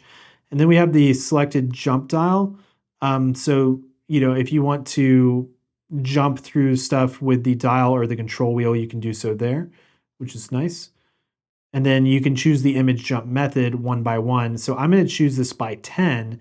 And now I've set my jump dial not to the control wheel, but to the dial. So now if I go into playback, if I do the control wheel, I'm going to go 1 by 1. But if I do the dial, it's going to go 10 images at a time, which is a lot faster way to navigate through stuff, I find. That's it for playback. Now we're moving into network. Network is going to be all about connecting your camera to different things.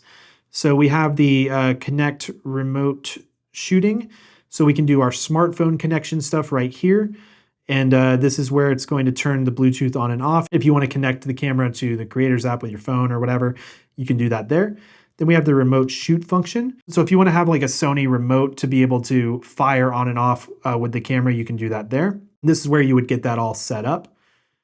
Then we've got the select on cam and send. So this is where we can get, again, into sending stuff into the Creators app and all of that good stuff. We got remote shooting settings, the destinations, the save image sizes. I like to change this to original so that if I am going to be, sending files, with remote shooting, it will just save the originals. I think that's nice. Now we've got network streaming and USB streaming. Really, USB streaming is going to be the main option of this whole network menu. That's super important. So if we go into USB streaming, this is where we can choose the quality of how the camera will output when it's connected to a computer via USB-C. So if we go to the output resolution / frame rate, we can change this to 4K 30, which is awesome. So you can do 4K 30 live streaming over USB-C without needing a capture card with this camera. But you need to change that setting right there. And then there's the movie record during streaming.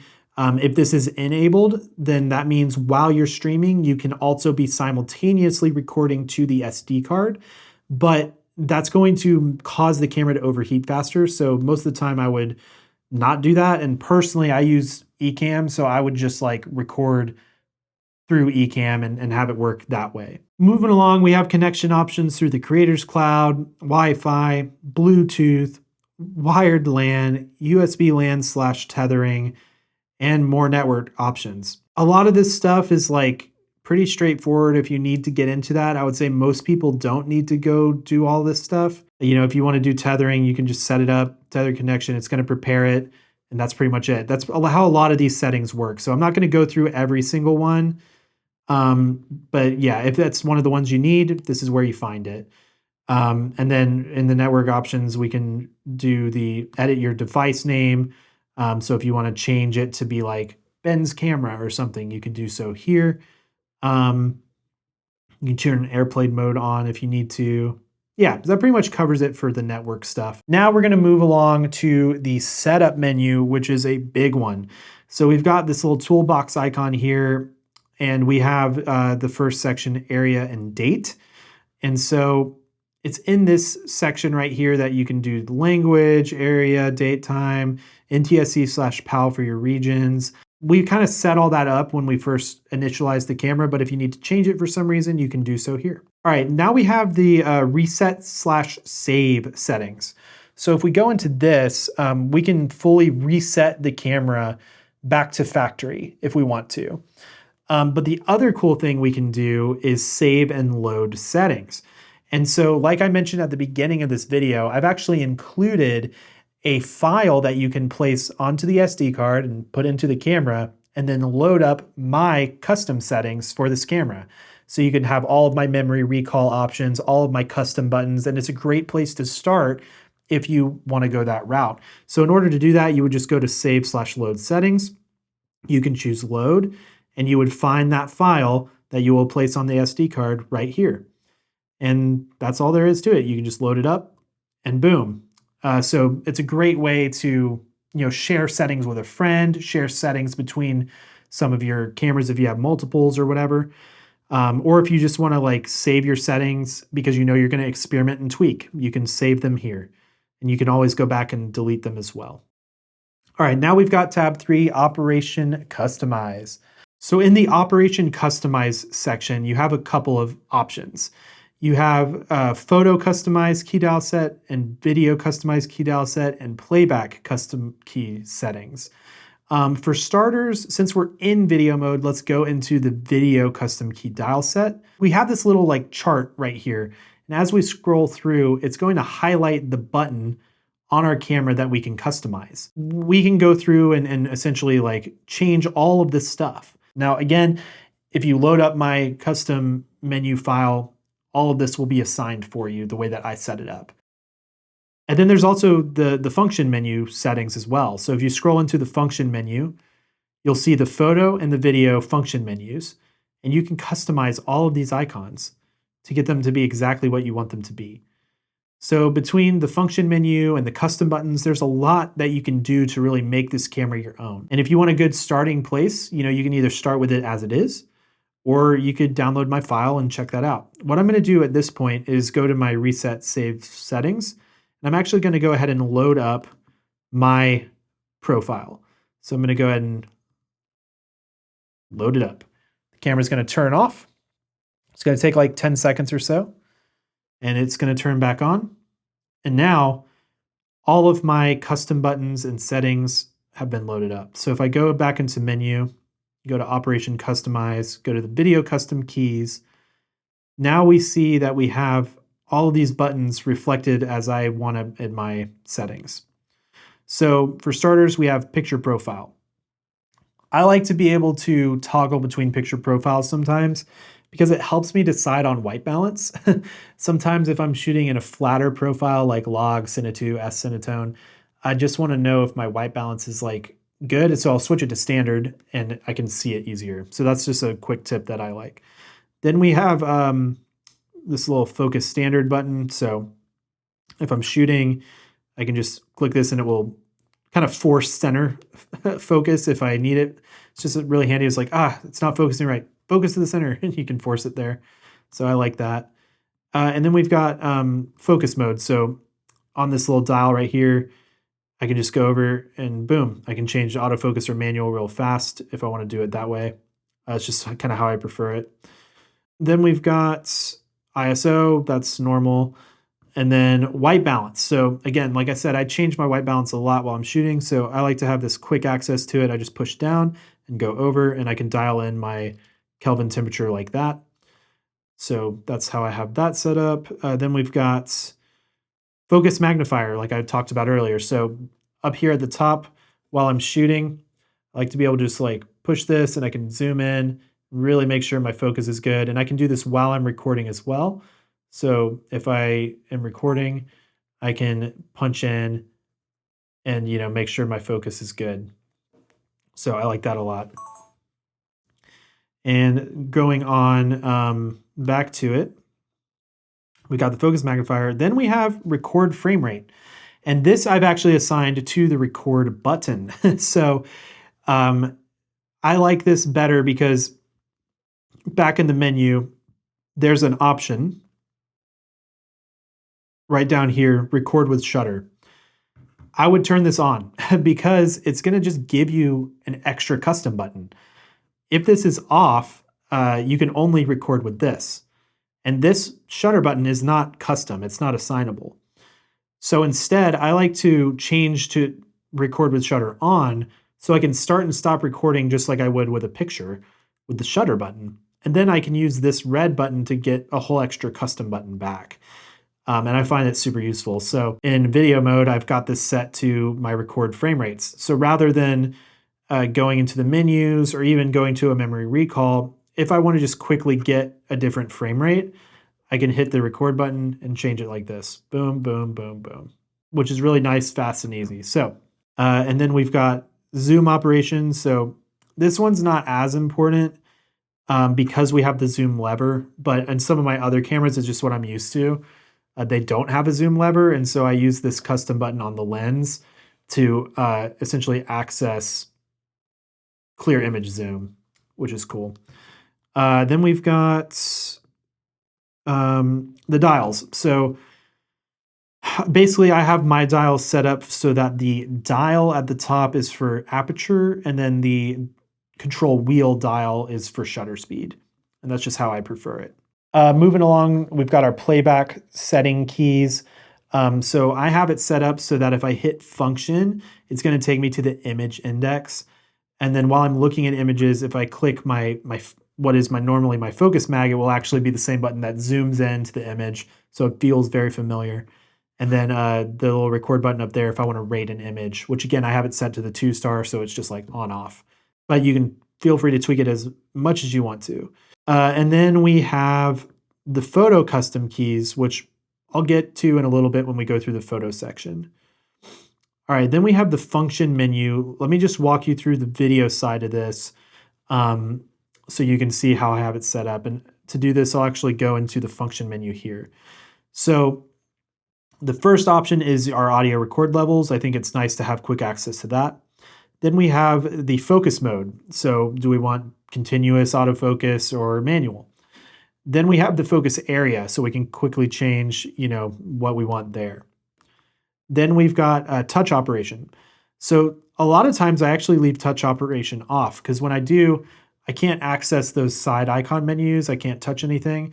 And when I'm vlogging, right, and I'm filming like this, and then I'm going back and forth, flipping the screen around, doing stuff, I'm touching the screen.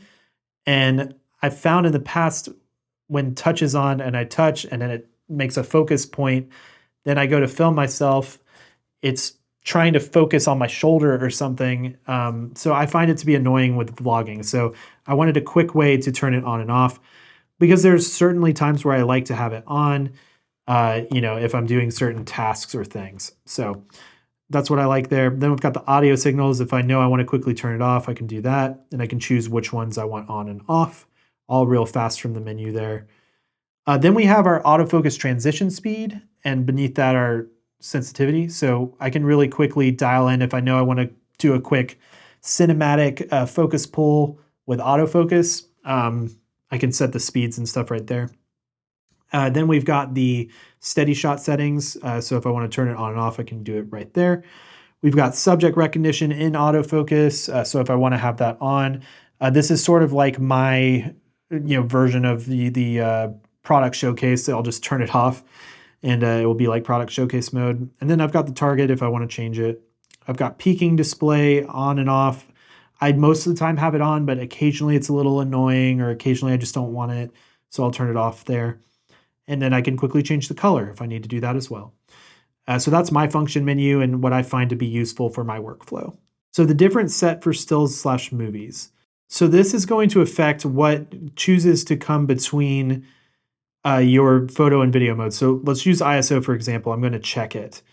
So ISO should be different for stills or movies. So right now I am in video mode and I'm going to set my ISO to 1000.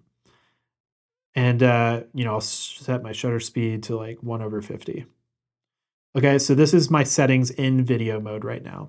If I change this to photo, shutter speed is 1/50 still, it carried over. ISO did not, and that's because it is checked to be different.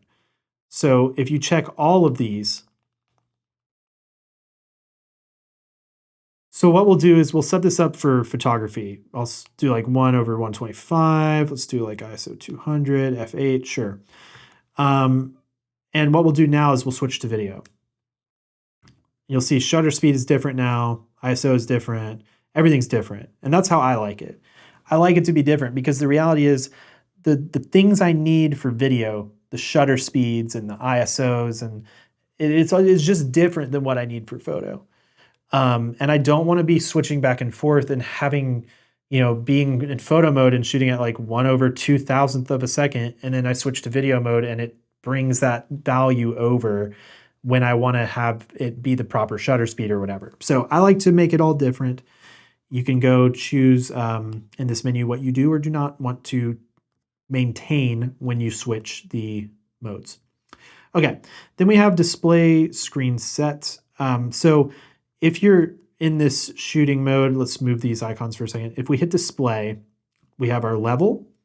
We have some little information toggles. We have nothing. We have the histogram. We have our levels again, icons, nothing, histogram.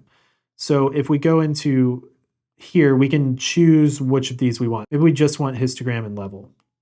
Enter. Histogram, level. Now when I change, we got the histogram and the level. So we always have that.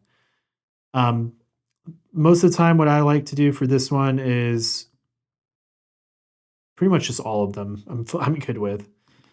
All right, moving on, we have the record with shutter. We talked about that. And then we have the zoom, ring, rotate. If you had a lens that could zoom, this is where you can choose if you want the rotation of the lens to zoom it or not. So you've got those options there. Moving along, we've got the dial customization. If we go into the video ones, we can choose what the dials do. So I could click into here and have it do tons of stuff. Instead of doing aperture, I could have it do ISO, or I could have it control white balance, whatever you want. But I like this one as aperture. This one is shutter. And more of the same. You can choose if you want it to go normal or reverse, whatever your preference is. I just leave my dials and wheels unlocked. All right, then we got touch operation. Again, I kind of touched on that a little bit, pun intended, in the function menu. But if you can also access that stuff here. And then you've got the shooting screen. So the shooting screen is these icons on the side and kind of how they interact. So you can choose to have it on. So if I just don't want that at all, I can have it off. And then no matter what I do, it's just not there. The footer icon touch, if we have this on, it means we can touch control things like shutter speed, aperture, ISO down in the menu. If we turn that off, then we cannot touch control them. So that's up to you. If we're going to have the touch on, might as well just leave it on, in my opinion. All right, so then we've got swipe right and swipe left. Right now, it's just to display left and right. So swiping left or right will display or reveal the stuff. But we can get specific if we want to just display the left and just display the right. Then when we go to the menu, this will only bring in that side. This will only bring in that side. So kind of cool to have the option for that. But personally, I am going to just have it display both. Then we've got swipe up. So if we turn this off and we swipe up, it will not open the function menu. Versus if we have it on and we swipe up, it will bring up the function menu. Then we've got the playback screen. So just touch controls for the playback screen. I like that. So we can swipe through stuff. We can do different gestures, but you can disable that if it's annoying to you. And then the menu screen. So if we want to touch in the menu, we can do that. But if we turn this off, we cannot touch the menu. So you can do what you feel is best for you. I think it's cool to have it on. And then we've got the accessibility stuff for the screen reader, enlarging your screen. And then we have some monitor controls. So we've got monitor brightness. So by default, yours is probably set to manual. Manual is great most of the time, especially indoors, but if you are vlogging and stuff outside, changing this to sunny weather is super handy, especially because this camera does not have an EVF. So it's a great solution to just letting you be able to see your stuff a little bit better. Display quality, I'll just leave this as standard. Monitor flip direction you can mess with. I like it on auto, but you can kind of change the way that you want the monitor to respond to the way you flip it. And then we've got vertical display, which is actually pretty handy. So with vertical display, if you're shooting horizontal and then turn vertical, all your menu icons will follow with you. If I was to turn this off and I switch, everything will just stay as it is. So those are some options that you have. I'm going to leave vertical display on for now. All right, moving along, we've got display options. So this is some options for time code. Gamma is some options for log. And this is where you can choose to display the LUTs when log shooting is on. So if you have log shooting on, if you've loaded up your LUT and you want to display the LUT onto the screen, you can choose that here. Auto review we'll talk about in the photo section. We got some shoot mode display options. So in setup section 9, we have some good ones. So auto monitor off. The monitor just doesn't turn off. Cool. That's good. And then power save start time 5 minutes. So if if this is set by default, I think to a minute. So if you just don't touch the camera for a minute, it's gonna enter power save. This is different than being off because your switch will still be on, but the camera will kind of go to sleep. So you can choose how you want that to go. And then you have power save by monitor. So if you close the monitor, like fully close it like this, it's going to essentially go to sleep. You'll see when I open it, the screen was off. And so that's linked together. You could turn that off if you want to. And then we have the auto power off temp. Definitely set this to high because it's going to enable you to record for a lot longer. And it's not going to damage the camera or anything. Then we've got sound options. So this is your playback monitor volume. So when you're reviewing footage in camera, how loud it is. We have our 4-channel audio monitoring, audio signals for shooting. Again, we're controlling a lot of that stuff with this setting right here, but this is where you would do it in the actual menu itself. And then we've got the audio signal volume, which that's going to be like your record beeps, stuff like that. So if you want that louder, quieter, you can adjust it here. Then we have our USB connection mode. So when you connect a USB to this camera, I have it to select when connect. So if I am plugging this into my computer and I plug it into the camera, a menu is going to pop up and I can choose, do I want to live stream? Do I want to tether? Like, what do I want to do? So I like select when I connect. But if you know you only ever use this for streaming, then you could just have it bypass that menu and just have it enter streaming mode. And then we have the USB power supply, which I like to have on. So if you want to connect this to your computer and not have it charge, maybe you don't want to drain your computer battery or something, then you can turn that off. But otherwise, I like to leave it on so that the camera will charge when connected. Then we have external output. So this is going to be not using USB, but using the kind of mini HDMI port on the side. So if you're running into a capture card, something like that, running into a monitor, this is where you can adjust that stuff. So you've got your resolution. I would just set it to 2160 for 4K. Then we've got our output settings. So do we want to record our media during the HDMI output? Yes. So, if you want to be recording onto the card while monitoring, you can do that here. The output resolution, we can force to be 4K. This is where you can get into some more time code stuff. Then we've got our HDMI info display. So if we want to display the camera settings info onto the said monitor, you can turn that on and off here. And then control for HDMI. If you want to be able to control between the stuff, you can turn that on. Then we've got the setup options, video light mode, power link. I don't have video light, so It doesn't matter to me. Record lamp. This is just going to be lights that are around the camera when this is on. Like this little light turns on. I think that might be the only one on this camera. So if you don't want that or find it annoying, maybe you're in a dark environment, it's reflecting in your glasses, whatever, you can turn that off. And then you can still have your frame display and your record symbol here, but it's not lighting up anymore. I personally love to have this on so that I can get indicators around the camera if it's recording. Then we've got pixel mapping. This is going to essentially diagnose your camera's sensor. So if there's dead pixels, if there's stuff, it's going to do its best to repair itself and optimize it. So you can go through that process if you feel like you need to. It's not an end-all be-all. It's not going to fix everything, but it should help more than hurt. Just make sure you follow the prompts, that you put a lens cap on, all that good stuff. Version is going to show us just what version of software we're on. We can display the serial number, and then we've got some information regarding privacy. So that's it. We just walked through the entire menu of the video section of this camera. And what we're going to do now is I'm going to switch this thing to photo mode, and we're going to talk through a couple of the settings that we didn't get to cover in the video section. So let's go back into menu, and we're going to pop on over to the first tab of shooting, which is now, you can see the icon has changed to a camera.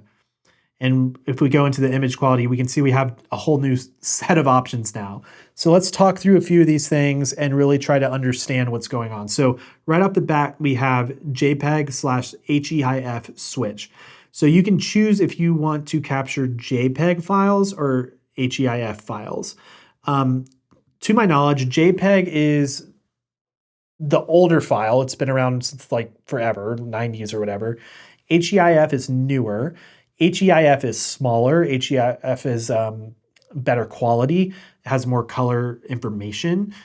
So if you don't want to shoot RAW, I would recommend HEIF, but the drawback is going to be HEIF is a lot less compatible than JPEG. So everything pretty much can take JPEG. It's kind of the image standard for websites, for editors, whatever.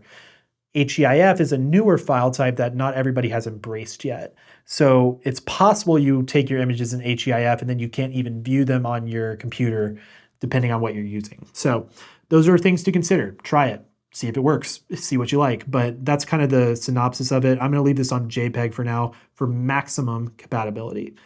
Then we've got file format. And I'm choosing RAW and JPEG right now. Most of the time, I'd probably just do RAW, but RAW and JPEG is good. I shoot RAW. I like RAW. I edit in RAW. There's a lot more information to your files in RAW. You're going to be able to restore highlights, bump the shadows, do all that stuff without the image falling apart as fast when you use RAW. So that's what I prefer to do.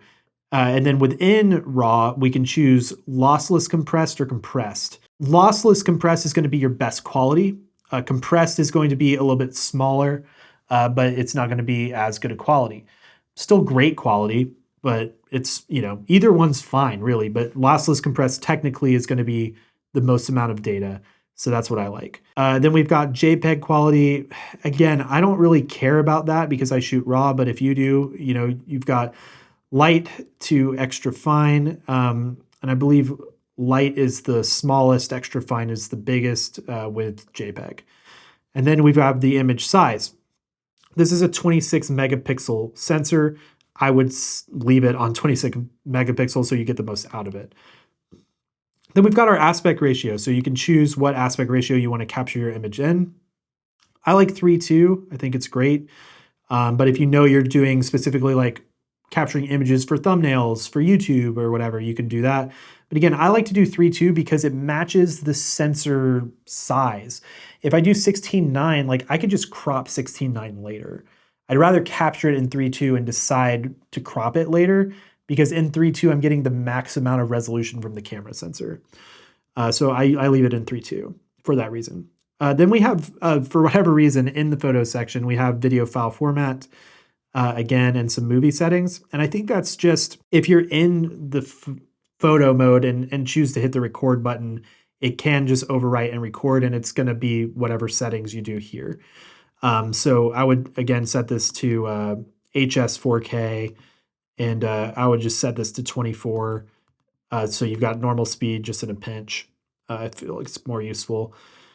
All right, then you've got high ISO noise reduction. I would just leave this on normal. It's just gonna be like some in-camera noise reduction. It's fine, it does a good job. I would just leave it on normal. HLG still image. This is a little interesting. And it only applies, I believe, to if we're shooting in JPEG, I think. Or is it HEIF? If we're shooting in HEIF, then we can access HLG still image, which basically is like capturing still images using the HLG video profile. Really specific. I wouldn't worry about it. Personally, you guys already heard what I like to do. I do JPEG and then I shoot in RAW and JPEG. Because then I've got like the best quality, which is RAW, and then the most compatible quality, which is JPEG. So that's why I like that. I find it's just like hitting both spectrums, whereas HEIF is more not as good as RAW, not as compatible as JPEG. So that's my thought process with it. All right, then we've got color space. So we've got sRGB and Adobe RGB. I would use sRGB because I just think sRGB is a little more universal, a little more uniform. But if you're shooting RAW, it doesn't matter because the color space is going to be determined in Lightroom or wherever you're editing later on. And then we've got lens compensation, which we've already talked about in video mode. Here we've just got shading comp, chromatic, and distortion compensation depending on the lens that you have on there. Moving along, we've got media format, we've covered that. Here we've got file/folder settings. If we go into here, the only thing different about here is you can only do 3 values for the images. So I usually just leave it as DSC. Then we can select a record folder. So you can create a folder. And so if you know you want to organize your stuff in your card, you can do it that way. Copyright info, if you care about that, you can access it here. You can write the serial number as well. So within copyright info, if you want to, you can set the photographer, set the copyright, all of that stuff and dial it in as you want to. Shooting mode is the same as video. Drive mode is a little bit different. So within drive mode, we can choose a few things. So single shooting is going to be like, I'm taking the photo, it's done. If I want to go to a continuous with like high plus, it's going to be like taking a ton of photos, right? So you can choose, the amount of drive from low to high plus. There's self timer as well. So if you want to set it up for a thumbnail or group photos, you can set your self timer. Then there's a self timer continuous. So with self timer continuous, it's going to take a burst of photos after the countdown. So a 10-second timer with a burst of 3 photos, 10-second timer burst of 5 photos, etc. 2-second timer burst of 3 photos or 5 photos. So you can kind of choose what you like there if that's what you want to do. And then we also have some bracket settings. So bracketing is like you're gonna think of real estate. You want to take a shot that is exposing for the inside and the outside and then somewhere in the middle. So it's going to do a 3-shot bracket. And then you're going to merge them all later to get sort of an HDR effect. That's going to be bracketing. So you have a few options in here. You can choose like the exposure compensation and how many images it's taken, stuff like that. And then we have a continuous bracket, single bracket, and then we have focus bracketing, which is going to be like, if you're maybe doing macro photography where it's like, I want to focus on a little figurine and like, or a product that I'm shooting and I want to focus the whole thing up close. You can do focus bracketing where it will take, however many images that you set and it will go through the process. Like say it's 50 images. It's like focus, focus, focus, focus, focus each shot. And then you'll bring it into software later and be able to merge them all. So here we can choose the number of shots that it will take, as well as the, how many steps you're trying to get it to do, narrow to wide. So you can mess around with those settings. There's a white balance bracket and a dynamic range optimized bracket as well. But typically you'll do, either single or continuous bracket, as well as focus bracketing, depending on what you want to do regarding bracketing. Then we have bracket settings. So you can do a self timer during bracket, which I would recommend. With bracketing stuff, anytime you're going to like actually physically push the shutter, it's going to bump the camera, vibrate the camera, the sensor a little bit. And so I personally would do self timer, or unless you're doing remote shooting. So you can set that here. I think 2 or 5 seconds is good. Then you've got the bracket order. So say you're doing the real estate example. Do you want 0 is going to be like the standard exposure that you set.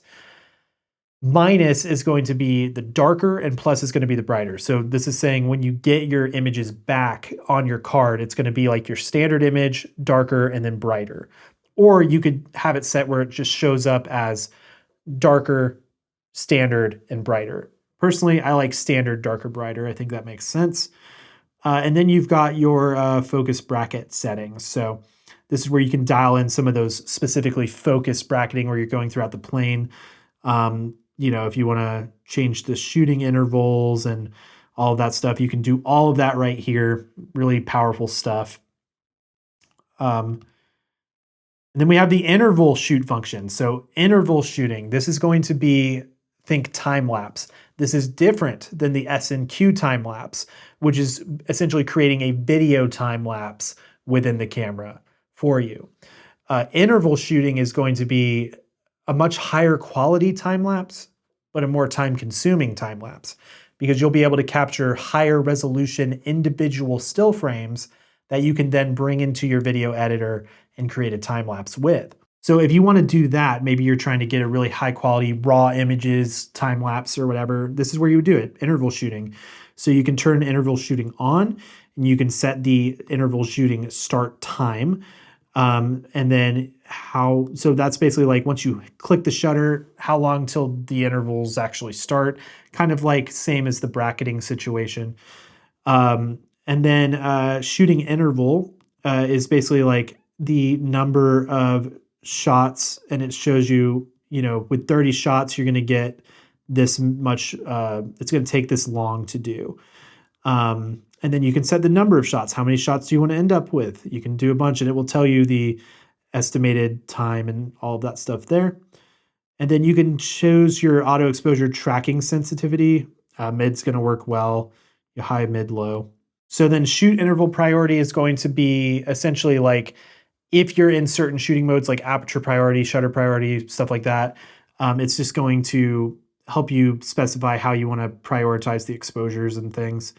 So yeah, you've got the options there for interval shooting.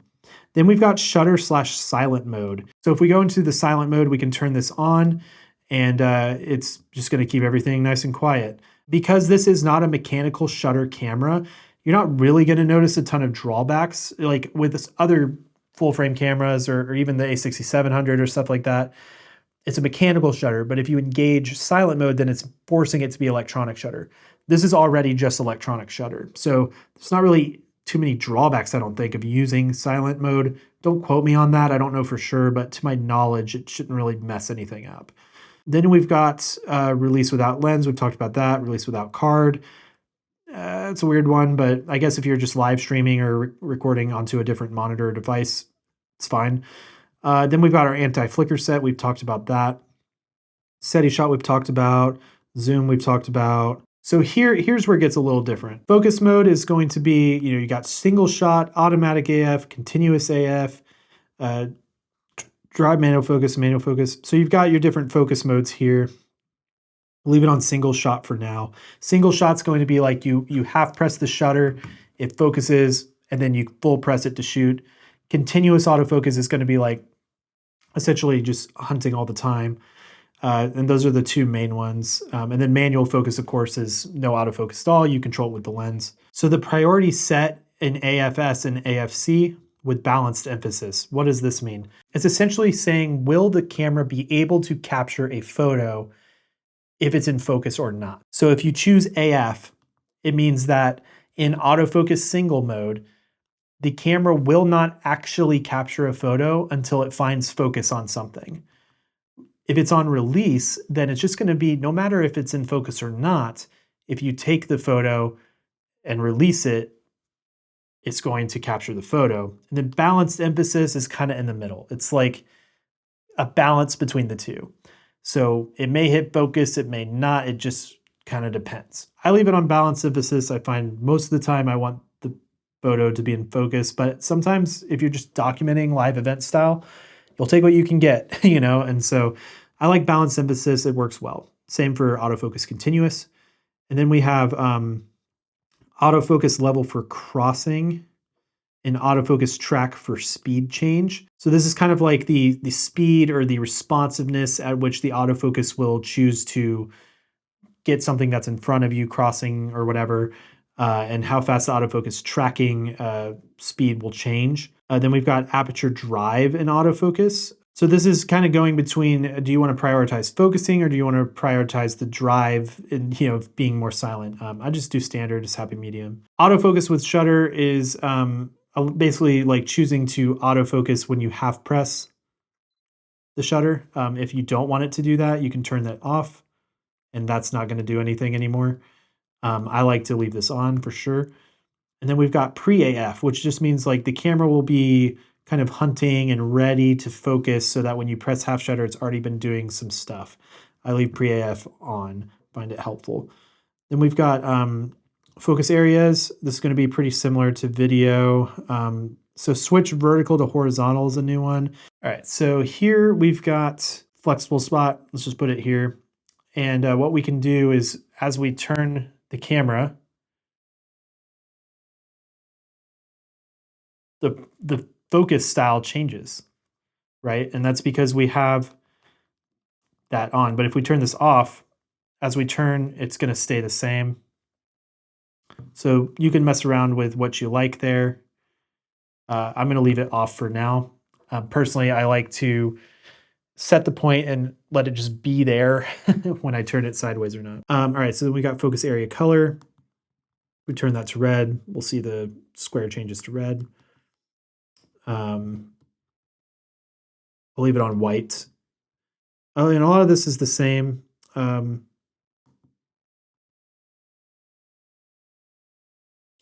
this is where you can register different autofocus areas or delete them. You can do autofocus clearing, like all of that good stuff. And circulating the points, the frame move amounts. All this is pretty much the same as video. Going into the subject recognition, this is where you can actually go into registering the faces. So you couldn't actually register your face or other people's faces in video mode. You need to go into the photo mode to access this setting. And this is where you can do it. And you can choose that to be on or off. Otherwise, those settings are pretty much the same. Yep, that's pretty much the same. Peaking displays. Playbacks will be the same. Networking will be the same.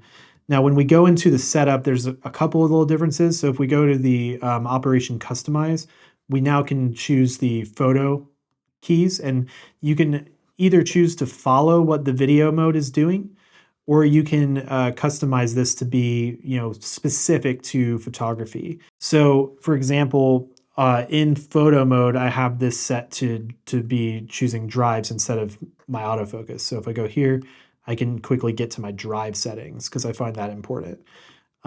Versus if I want to change autofocus or not, I can just do it in the function menu. It's just my preference when shooting photos. Registered AF area toggle. So again, I was talking about in the AF area where you could register stuff. So if I want to turn off AF area registration, I can register a focus area by long pressing the function button. So let's set up a spot. Let's do like a spot focus here. And what I'm going to do, I'll turn up my ISO so we can see the screen a little bit better. So you see this little focus point that I've placed here. I'm going to register that point by holding the function button. It says registered the focus area. Now what I'm going to do is move to a wide setting. In my custom keys, I have this little trash icon set to register AF area toggle.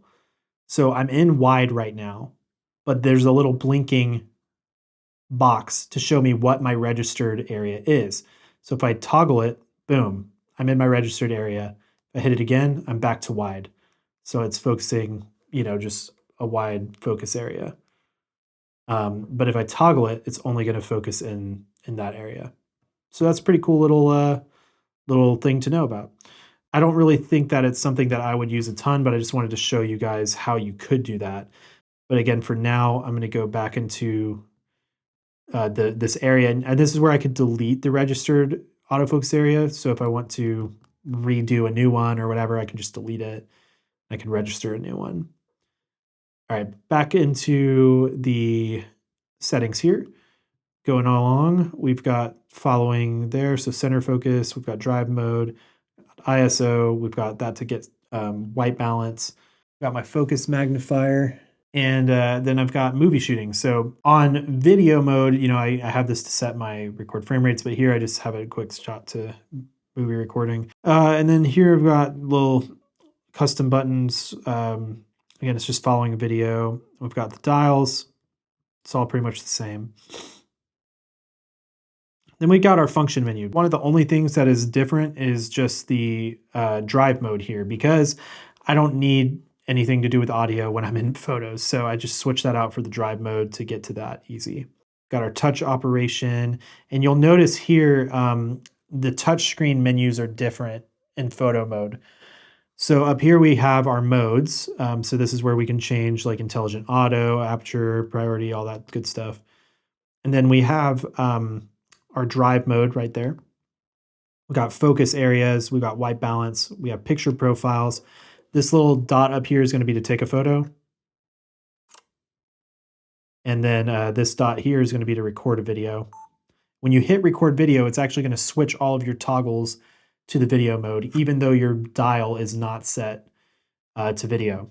And then when you end the recording, it's going to switch back to photo, just like that. And then we've got the subject tracking, zoom options, and playback. So it's a little bit different when you're in photo mode. But all of these menus are pretty much the same. Accessibility, monitors, the same. All these should pretty much be the same. All those are pretty much the same. So the other thing we'll talk about is S&Q mode. So we'll switch to that. Boom. When you switch to S&Q mode, you're kind of greeted with what mode do you want? By default, it probably looks like that. So you can choose, do you want it to be intelligent auto, or do you want to do the time-lapse options? So this will be more of like slow motion options and time-lapse options. What I like to do, because you guys loaded up my settings, you can actually scroll over here to the memory recalls. So basically you're going to have memory recall 1 is slow motion. Then we've got a time-lapse and another type of time-lapse. So pretty cool. So if I switch to memory recall 1, it's going to be a slow motion 2.5 slowed down. So it's 60 FPS. But if I want to switch my mode, I can go to memory recall 2. And now we're actually in a time-lapse mode. And you can see the lag because it's every second it's doing a new photo frame, I guess, not really photo. And then this is a slower time lapse. So time lapse again, but it's every 3 or 5 seconds, I believe. So 2 different time lapse options. That's how I have it set up.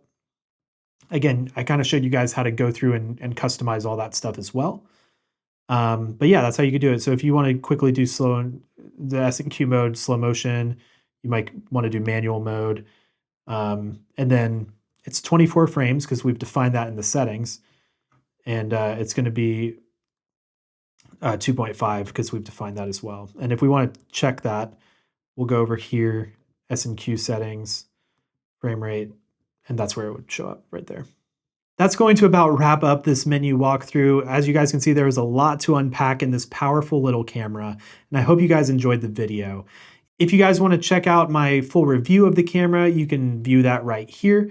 Or if you would like to download my free camera settings guide, you can do that here. And just a reminder, you can download my custom settings in the description below. Thanks so much for watching, and as always, stay creative. Peace.